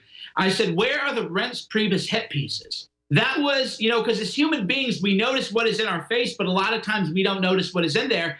And I noticed you couldn't find a bad article about that guy anywhere in the world. And I thought that's really weird because everybody else in Trump world gets hammered and smacked. That's right. Reince Priebus is the giant bloated butt that the diarrhea just squirts out of. Well, look, no, they buy immunity by leaking. Don't write that about me. I'll give you something better. Is it incidental that that days before Anthony Scaramucci, a patriot, a guy who is better on TV defending Donald Trump, in my view, than anyone else, that there's a hit piece on him about his business dealings, all of it bogus? Who planted that? How did that get in the paper? I can tell you, Reince Priebus, that's how. Now, I'm not against short people. I'm not the tallest guy. I mean, I'm like, 5'11". But I'm told that Reince Priebus is basically 5 feet tall. And actually, it's Napoleonic, I think. is what you're trying to say. I mean, I think that the guy is, he's out of his depth here. He doesn't have the administrative capability to do this job. You can't be both in the meetings trying to cover your ass with the boss and still have time to run the federal government. I was about to say, I mean, this guy's clearly a weasel, and Trump knows that. So how long until Reince penis is gone? Look, you can't push Donald Trump. It is always a mistake. He will do the right thing. But this is broken. It's not working. One does not have to be a genius to see that. Now, do they have dirt? Because Trump's saying, hey, better watch out. I'm recording conversations. All the phone calls are recorded. The media acts like they don't know that's true or not. That's just a fact. It's not dirty. It's going on. How does Reince Priebus, I misspoke, how does he strike back? Then, I mean, do they have some kind of dirt that they're threatening to release? I don't think he has any cards here. I think he is living day to day. And he was never the right guy. So Reince Priebus is kind of like a limp biscuit. In a sense, yes. Mike Cernovich, your comments on Reince. Well, you know, Roger brought up the point is how he bought immunity. That's why there are no hit pieces. And then that political article is like the cherry on top, where the whole article says, oh, my God, Trump is being spread this fake news. But Reince Priebus, he's really trying to make sure that Trump isn't given any fake news. So it's a total hatchet job on everybody except Reince Priebus. And I thought, Reince, you idiot. You fool, you moron. He should at least plant something bad about himself. You know, it's interesting. When I worked for Ronald Reagan, they used to try to keep Human Events, which was, you know, one of the early conservative newspapers, a great publication, try to keep it away from him because they didn't want him to read it because he would read things there and he would blurt them out. And he'd even read LaRouche stuff. I mean, it destroyed their efforts to move him to the center and, quote unquote, moderate him. But the good news is that Dutch loved his Human Events, and he wanted to see it every week. I wish the president would demand to see InfoWars every day, because you know they attempt to keep it from him, and it's not on the television screen where he is used to seeing his television, so he's got to go looking for it. Wow. Cernovich, I want to take a few final calls. I appreciate all your time. You never even plug yourself. StoneColdTruth.com, Infowars.com. I know you've got a lot of sites, a lot of things. You do a lot of Twitter, Facebook. Where's the best places for people to find all things Mike Cernovich, the great hated patriot? Yeah, Twitter.com/CERNOVICH, Twitter.com/Cernovich is usually a good place to be. And we've been developing this Reince Priebus thing for a while. So I'm glad that Roger got confirmation too that it's Reince. And again, we need more news going to Trump. So people, what can you do? Share, because Trump does read his Twitter. Share articles to InfoWars by replying to @RealDonaldTrump. That is how we'll wake him up. Share this video that we've done right now. Share the videos with Trump, reply to him, because Trump he watches television for a lot of news, but he does get a lot of news from his Twitter. So we need to bombard his feed with the great thing is when he actually responds. Yeah, no, he is reading his Twitter feed, which is how he figured out that they were pushing all his positive comments to the bottom or deleting them and pushing all the negative ones to the top. But it was not until somebody mentioned that to him that he saw that it was real. Wonder who that was. Somebody. In any event, look, this is going to be a struggle. Trump can still be the transformative president we need him to be, but not when he's surrounded by these midgets, by these pygmies.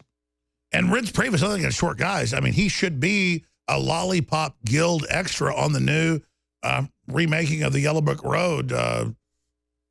What's the name of that movie? He's too Wizard of Oz. He's too tall for that, I think. But look, without the personal attacks, he's not up to this. He's Paul Ryan's man. He's dreaming of the Paul Ryan presidency post-Trump. Trump needs a Trump loyalist. Is he dreaming of Paul Ryan coming in and, you know, like with the roses? Very definitely. And a bottle of wine? And no, them like holding hands and getting like a carriage? Driving around D.C. together? They are plotting a future. Is it true that Reince Priebus and Paul Ryan? They're very close, but I'm not going there. Look, you have to have a guy who is loyal to you. A David Urban, an Ed Martin. Is it true that Reince Priebus are Trump loyalists? It's true that Priebus puts on a wig? Stop. I'm trolling media. I'm sorry. Let's do one more call before I hand it over to David Knight, who's a sweetheart, sitting there while I go crazy. Zach in Florida. Zach, the Lego Maniac. You're on the air with Mike Cernovich. Go ahead. Going, Alex, Roger, and Mike. I was actually on the air with you guys the 14th of last month when you guys were on. I dropped the strategic patient CFR intel. I don't know if you remember that call. That was powerful, yeah, the whole deal. Yeah, what do you think's going on? It's pretty interesting that you guys happen to be on at the same time again when I call back in. But I caught a lot of hell from that through CID and FBI stuff. But I'm covered. I didn't say anything too out of line, and that was very powerful. I know you had a lot of interpersonal things going on behind the scenes. But if you, I remember that call. That was big info. Well, we dropped the strategic patience thing on your show. You guys delve into it, and then Pence 2 days later literally uses those lines, which haven't been uttered out of a diplomatic channel in the U.S. in a long time. So that was very powerful. Hell, just about over an hour. I kind of hope this got on the main show, but nonetheless, you guys are talking about Priebus and Spicer. Who cares about those guys? We got Stone, we got Jones, and we got Cernovich. You think Trump cares about these guys that he could change interchangeably? He knows who you guys reach. So the power brokers are in the room, and they're talking, and they're on the show right now. So that's what's really going on. All the three. Well, I wish that were true, but let me just say to you that personnel is policy, and we don't have the levers of government. Yes, maybe we can help organize the troops and rally the people, but you must have people in office who will carry out your vision, who will carry out your agenda and not worry about what the Republican... Well, I'm going to do this because this caller was a great caller. Zach, stay there. David Knight is a really nice, smart guy, as you know. He'll let you talk a few minutes, hear what you have to say, because you did call in about that paper that I'd read about once but forgotten about. Really great point about North Korea, China, everything. So you come back, we'll finish with you, Zach, but I'm out of here because I want to give David Knight at least part of the hour since he's been getting ready for it. Nightly News tonight, 7 o'clock Central. Mike Cernovich, thanks for all the time, my friend. Talk to you guys soon. Twitter.com/Cernovich. That's right. And then you're over on Twitter? Roger J. Stone Jr., JR. All right. And I'm Real Alex Jones, and everywhere else, we're under attack. They're trying to shut us down, so thank you all for your prayers and your supports. We have Donald Trump is my president shirts at cost to flood the world with them at InfoWarsStore.com. Welcome back to the Alex Jones Show. I'm David Knight on this Monday, May 15th, 2017, our last half hour here. I'm going to go back to Zach, who was holding. They didn't finish the phone call that got through. I'm going to let the rest of the callers go because I want to get to some news here. I want to unpack what's really at stake here with this Microsoft ransomware that happened. I want you to understand what's behind that. I want to talk about the real coup that happened in Washington and the counter coup that is being conducted by the intelligence community, by the Washington bureaucracy, and by the Washington press against Donald Trump. That's what's really going on there. And we've got some other news as well from Rand Paul talking about the sentencing changes out of the Attorney General's office in terms of stepping up the war on drugs. Big mistake, and we'll tell you why in just a moment. Real quickly, let's go back to Zach in Florida. Zach, go ahead and finish up with what you want to have to say. Thank you very much, David. It's a pleasure to be with you, and thanks for holding me over. So basically I called in on the 14th of last month when Cernovich and Jones were speaking, and I kind of brought up the point of strategic patience, which is the CFR game that's pretty critical when it comes to North Korea and our position diplomatically with them.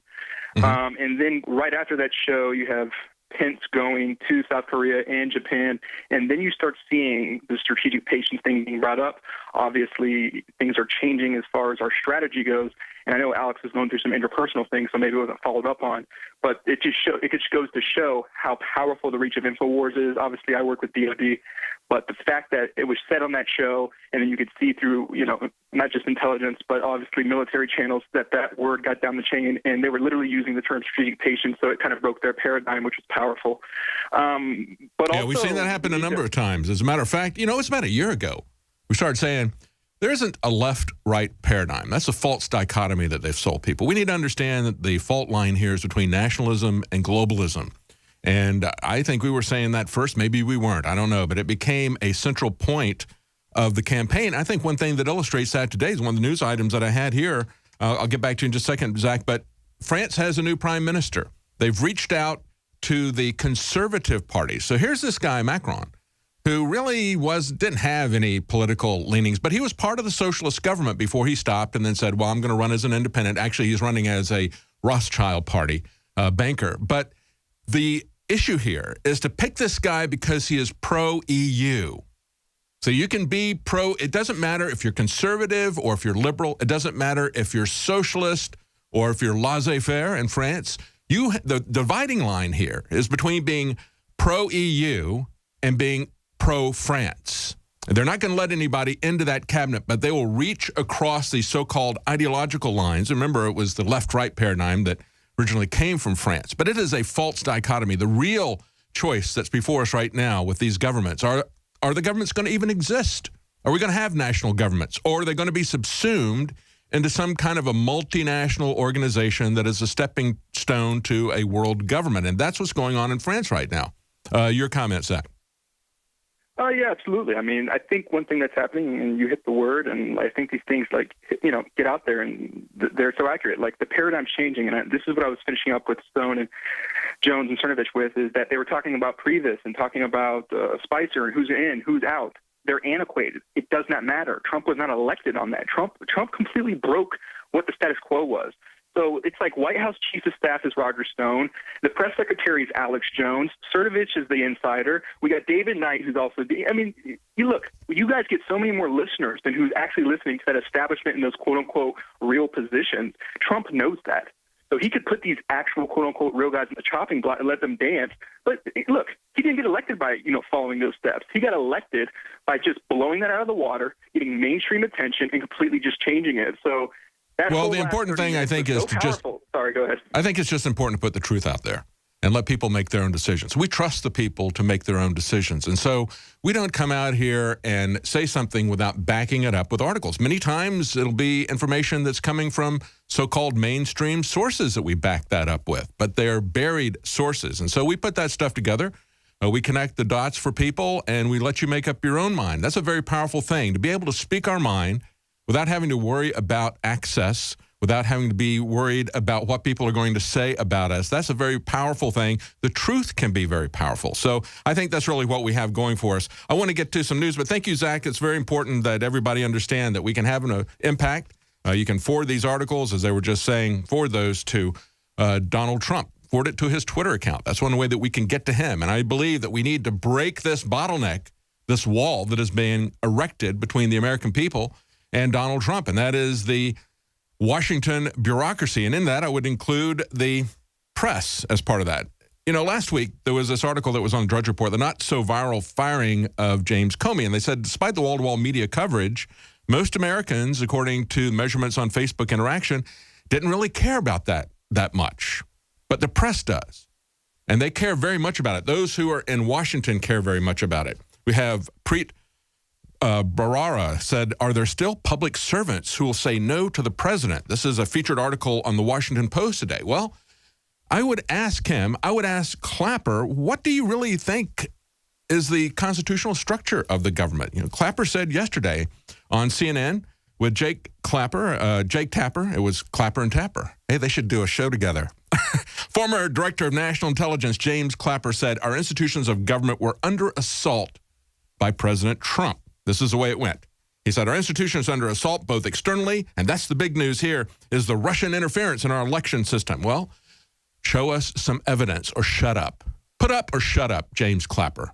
You politicize this as someone who was head of the intelligence agencies. This is a guy who, as we pointed out before, he lied to everyone just before the Snowden leaks showed what a liar he was. But we could tell he was lying. We knew he was lying, and his face showed that he was lying. But then he goes on to say, and I think as well, our institutions are under assault internally. And then Tapper says, internally, from the president? He said, exactly, said Clapper. And then Tapper comes back and says, because he's firing the checks and balances? He's firing the checks and balances? And then James Clapper says, well, I think the founding fathers, a system of 3 co-equal branches of government and a built-in system of checks and balances, and I feel as though it's under assault and it's eroding. Okay, so I would ask Clapper, what branch of government is the Department of Justice? What branch of government is the NSA or the CIA or the bureaucracy? Understand, when all this stuff began, back in the 1970s, we knew that the government was spying illegally on Americans in violation of the Constitution, in violation of the Fourth Amendment requirements to get search warrants, to say, I believe, before a judge, I believe this person is committing a crime. Here's why I believe that, and here's where I want to search them, the person, the place, the time, the reason. Go before a judge, get an order. No, we don't do that anymore. And as a matter of fact, we weren't doing that back in the 60s and the 70s. As soon as these agencies were created, they went rogue.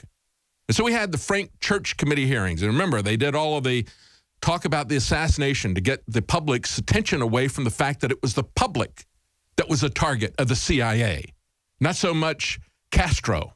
And they were very successful at getting the public's information, not very successful at assassinating Castro. But we saw the heart attack gun. We saw all that stuff. You didn't even hear much about the Pike Committee hearings. The Pike Committee hearings focused more on the NSA. The Church Committee hearings focused on the CIA. The Church Committee hearings were in the Senate. The Pike Committee hearings were in the House. And when they had the director of the NSA, which at the time, and for very long after that, when I was working at Texas Instruments in the early 80s, I knew a guy who used to work for the NSA. He had retired, and they would laugh about it. And he said, yeah, I used to work for no such agency. That was what everybody said the NSA stood for. Because in the 1970s, when they were having these hearings, and Congressman Pike called the head of the NSA to come testify as to why they were spying on Americans, he said, I want to see, I've seen the charter for the CIA. Where is your authorization? And he says, I'm not going to show it to you. We were created by an executive order by President Truman, and I'm not going to show it to you, Congressman. That's the contempt with which these people hold our Constitution. That's the contempt that they hold the checks and balances in our government.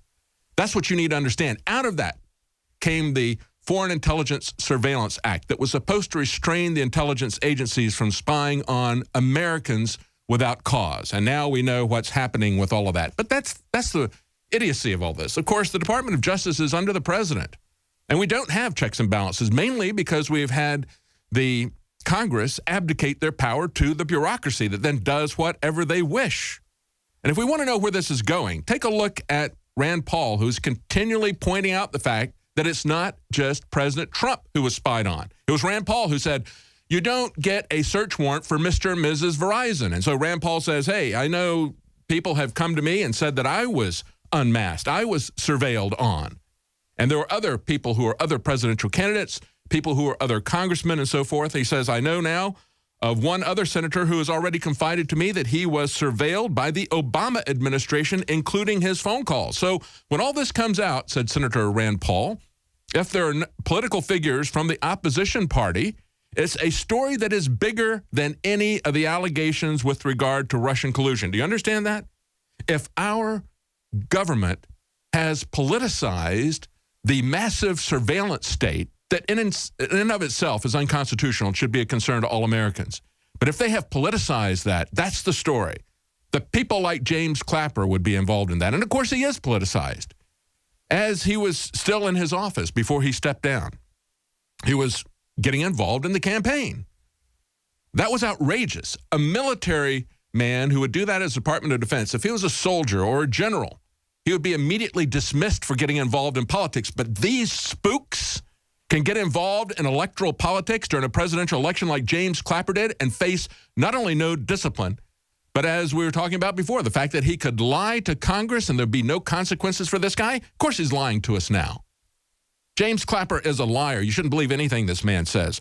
Earlier this month, they point out, Paul announced that sources have told him he has been surveilled by the Obama administration, this is Breitbart, I believe, and that he has requested information from the White House and congressional intelligence committees on whether he's been surveilled, unmasked, or searched for within intelligence reports. He said, it's about your own government spying on the opposition party. That would be enormous if true. That is what we should be focused on, folks. This conspiracy theory about the Russians is absolute nonsense. And when we go back and we look at James Comey, remember that James Comey, let's just put some of his career in perspective. It was James Comey who sent Martha Stewart to jail for insider trading, while Nancy Pelosi and the rest of Congress was making millions off of insider trading. And this is the same guy who put small sailors in jail for keeping photographs, said, don't you try this at home. Here's Hillary Clinton's felonies, but I'm not going to do anything to her because she violated national security. But don't you try this at home, soldiers, sailors, anybody else who works for the government. Don't you try this. And, of course, we're going to give Huma Abedin a pass as well, even though she stored massive amounts of above top secret data on her husband's computer, even though he didn't have the clearance for that. So this is the same guy who would send Martha Stewart to jail for insider trading when the real insiders in Washington, the people who are manipulating the laws that can affect entire industries up and down, as well as companies, are out there trading. And they had no controls on them. And of course, it wasn't illegal what Nancy Pelosi and the rest of them were doing at the time. They had the Stock Act that they put in place to stop that. And when everybody stopped looking about 8 or 9 months later, they gutted that and went back to business as usual. But that's the kind of corruption that James Comey should have been fired for. But understand the difference here between what was going on with Hillary Clinton and the allegations with Donald Trump. What he said was, Hillary Clinton has committed these felonies, but I'm not going to do anything about it. With Donald Trump, they haven't come up with any wrongdoing. And yet this is the kind of game that James Comey is playing. What he's playing is the game that J. Edgar Hoover used to play. Blackmail everybody in Washington. And of course, Harry Truman talked about that. How he had dossiers and files on everybody. And when he died, his personal secretary got rid of that stuff. But that was his key to power. The difference was that James Comey was doing it publicly. He was investigating both presidential candidates simultaneously and doing it publicly and defying them to do anything to him. Don't you fire me. I'm staying here for 10 years. If you fire me, I'm going to say, but I had you under some kind of an investigation. So if you fire me, that shows that you're a criminal, right? That's the game that he's playing right now. Donald Trump didn't bite into it. I was very happy to see Donald Trump not playing that game with James Comey. But of course, the press is going to continue to play that game. But going back to what Rand Paul said, and this is the crux of the issue, folks, the crux of the issue that they're not investigating is whether or not the Obama administration was spying on its political opponents and trying to hack the election. That is far more concerning than anything that Russia would do, isn't it? Isn't it concerning that the bureaucracy, especially the surveillance state, would ally itself with certain politicians and then start attacking people? This is what Rand Paul said. He said it's about your own government spying on the opposition party. That would be enormous if true. I don't know the truth. We've asked the intelligence committees, House and Senate. I've also asked the White House because there is this whole discussion of Susan Rice unmasking people. And, of course, that's the deal, folks. That is the essence of what is truly here. Now, as we look at this swamp that is pushing back, and as I said, it is a coup. What Donald Trump did, he had the audacity to stand up to this corrupt bureaucracy, to this J. Edgar Hoover wannabe, and who's trying to blackmail him into not firing him. He stood up to him and fired him. And now the bureaucracy is freaking out about that. And they're freaking out about something else. USA Today says, IRS executives say our lives are at risk in the Tea Party case if you open this up. A judge has ruled that there was a strong showing that the IRS had a bias against Tea Party groups. They say details about the Tea Party bias claims against the IRS could remain secret, however, because current and former agency officials say their lives are in danger if they publicly testify against the case. Think about that. This is USA Today a couple of hours ago. What they're saying here is that the IRS executives are saying, if we told you what we have done to you, you would want to kill us. That's what they're saying. They're saying that they're essentially admitting to crimes. And so this is the concern that we have. The concern that we have people like James Clapper, who will use his political office to try to take down use his surveillance office to take down political opponents. That we would have the IRS used as a political weapon. Do you understand what's going on here? This government is way beyond doing any minor adjustments. We're either going to have to cut this thing off or we're going to have to do massive amputations in Washington if we don't cut the head off. This is something, this is like a cancer. It really is like a cancer. And there's an analogy to that, I think, that really is more than just the fact that it's malignant and spreading. You know, when a cancer starts, if you have kidney cancer, as my sister did, it starts trying to create kidney, aberrant cells try to create kidneys in other parts of your organ. It tries to metastasize to your lungs and tries to create a kidney there, but they're broken and they don't work and they can't create a kidney. But they go there or they go to the brain. That's what this metastasizing cancer of the federal government has done. It tries to go into every aspect of our life and become something that it could never be. It has to be cut out. It has to be cut off. It is politicized. That is the core of what the problem is. Rand Paul has it exactly. We need to investigate the FBI, and we need to investigate what's going on with the IRS. Stay with us. We'll be right back. Welcome back to the Alex Jones Show. I'm David Knight. I want to quickly cover a couple of health issues here before we break. There was an article today on CNN. Patients say Roundup gave us cancer as an EPA official helped the company. So this is what happens. It's called regulatory capture. It happens with all these government bureaucracies, with the FDA and the drugs that they approve. You wind up having a system with the FDA where all the drugs are approved on a pass-fail basis. Well, we don't live in a digital world. It isn't either perfectly safe or totally prohibited. There is a floating scale. You need to be aware of that. You need to understand what the risks are, what these drugs can do, and what they can do to you. But they don't give you that information. Then, of course, if you get something from the FDA, a prescription drug, and you have an adverse reaction to it, or somebody in your family, as I've known this happen to people, they die from this drug, and they were not really informed about what happened with it. You know, they go through the motion of it, just like if you have a vaccine, they give you the flyer, the insert that you don't have time to read all that information to. But, of course, it's approved by the FDA, so you can't really win if you sue that company in court. But now we see with the EPA, they're saying, these patients say that an EPA official helped Monsanto to do this, and they say there's 800 cancer patients are suing Monsanto, claiming the company failed to warn consumers about a risk of cancer from the weed killer, Roundup. Monsanto insists that Roundup is safe. And I have personal experience with this. We had a dog of ours who died from getting out and getting into neighbors' lawns after they had been sprayed. That neighbors would do this, and they would put these little signs up, and we had a dog that was an escape artist. He got this kind of lymphoma that they say happens with these weed killers. And I thought, well, how in the world did he get this? He's a young dog, otherwise healthy. We fed him very healthy food. And then I heard this news story about farmers who were spraying their crops with this stuff, and they came down with the same cancer that my dog had. So the Basset Hound in our neighborhood, our Basset Hound, was really kind of the canary in the coal mine. I've seen this type of thing happen. And then, of course, when we look at the water, we've had a couple of stories in the last couple of weeks. Another one from USA Today. Beyond Flint, Michigan, excessive lead levels found in almost 2,000 water systems across all 50 states. I can talk to you about our Alexa Pure water filter, because when I saw these stories, and I saw this story about the EPA, I can't do anything about people who are spraying stuff who are my neighbors. We aren't on a municipal water system. We're on a well system. So we have farmers around us and other people who are spraying their lawns. I can't do anything about that. That gets into the aquifer. The only thing I can do is to try to filter that out and not drink it. And the same thing is true whether you're on a municipal water system or whether you're on a well. There's going to be stuff that is going to get into the water. And so the headlines, USA Today, Beyond Flint, excessive lead levels found in 2,000 water systems across all 50 states.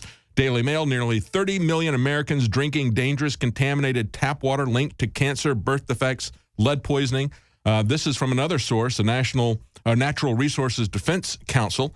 They have the states listed, the 10 worst offenders. Number one, right there, Texas. See, I imagine that's one of the reasons why Alex was doing this. See, I want to have clean water. I don't want to rely on the government to tell me if a drug is safe. I don't want to rely on the government to test the water or to test other things that are additives out there and not be influenced by a corporation. I don't want to trust them to do their job. I'm going to do my research. I'm going to find something that is going to help my family to prepare for this. And the filter that we use is Alexa Pure water filter. Now, I'm going to be criticized, I'm sure, by Media Matters for trying to exploit this. Just as when I told people shooting at the airport, I said, hey, you could get one of these inserts and put it in your backpack. At least you'd have something to hide behind. You need to defend yourself. Now is a good time to do it. 25% off, InfoWarsStore.com. Join me tonight for the InfoWars Nightly News. We have a lot of news that we did not get to. We're going to be covering that, and more news will be breaking this afternoon. Tonight, 7 Central, 8 p.m. Eastern. Let's go to Debit in Florida. Debit in Florida, you're on the air. Great. Hey, thank you so much. Listen, I have bought your product, and I gotta say they're amazing. Anyone who's on the fence, buy it, because I've got Caveman, Superman Vitality, Secret 12, Vitamin Mineral Fusion. I've got the body armor. Wow, thank you. Wow. You're the type of listener that makes it all possible. Which nutraceutical does you like best? I really like the Vitamin Mineral Fusion, to be honest. That's amazing. Really incredible. I drank it in the morning, and I swear to you, I felt incredible. Like I haven't felt weak. My morning was fantastic, and I love you guys. I love the InfoWars crew, and I just want to, I want to take this opportunity to tell anybody out there who's on the fence, Just buy it. You will love it. I'm telling you, I've never bought a bad product. What you find in our news is the same thing you find in our products at InfoWarsLife.com. It's a win-win, InfoWarsLife.com.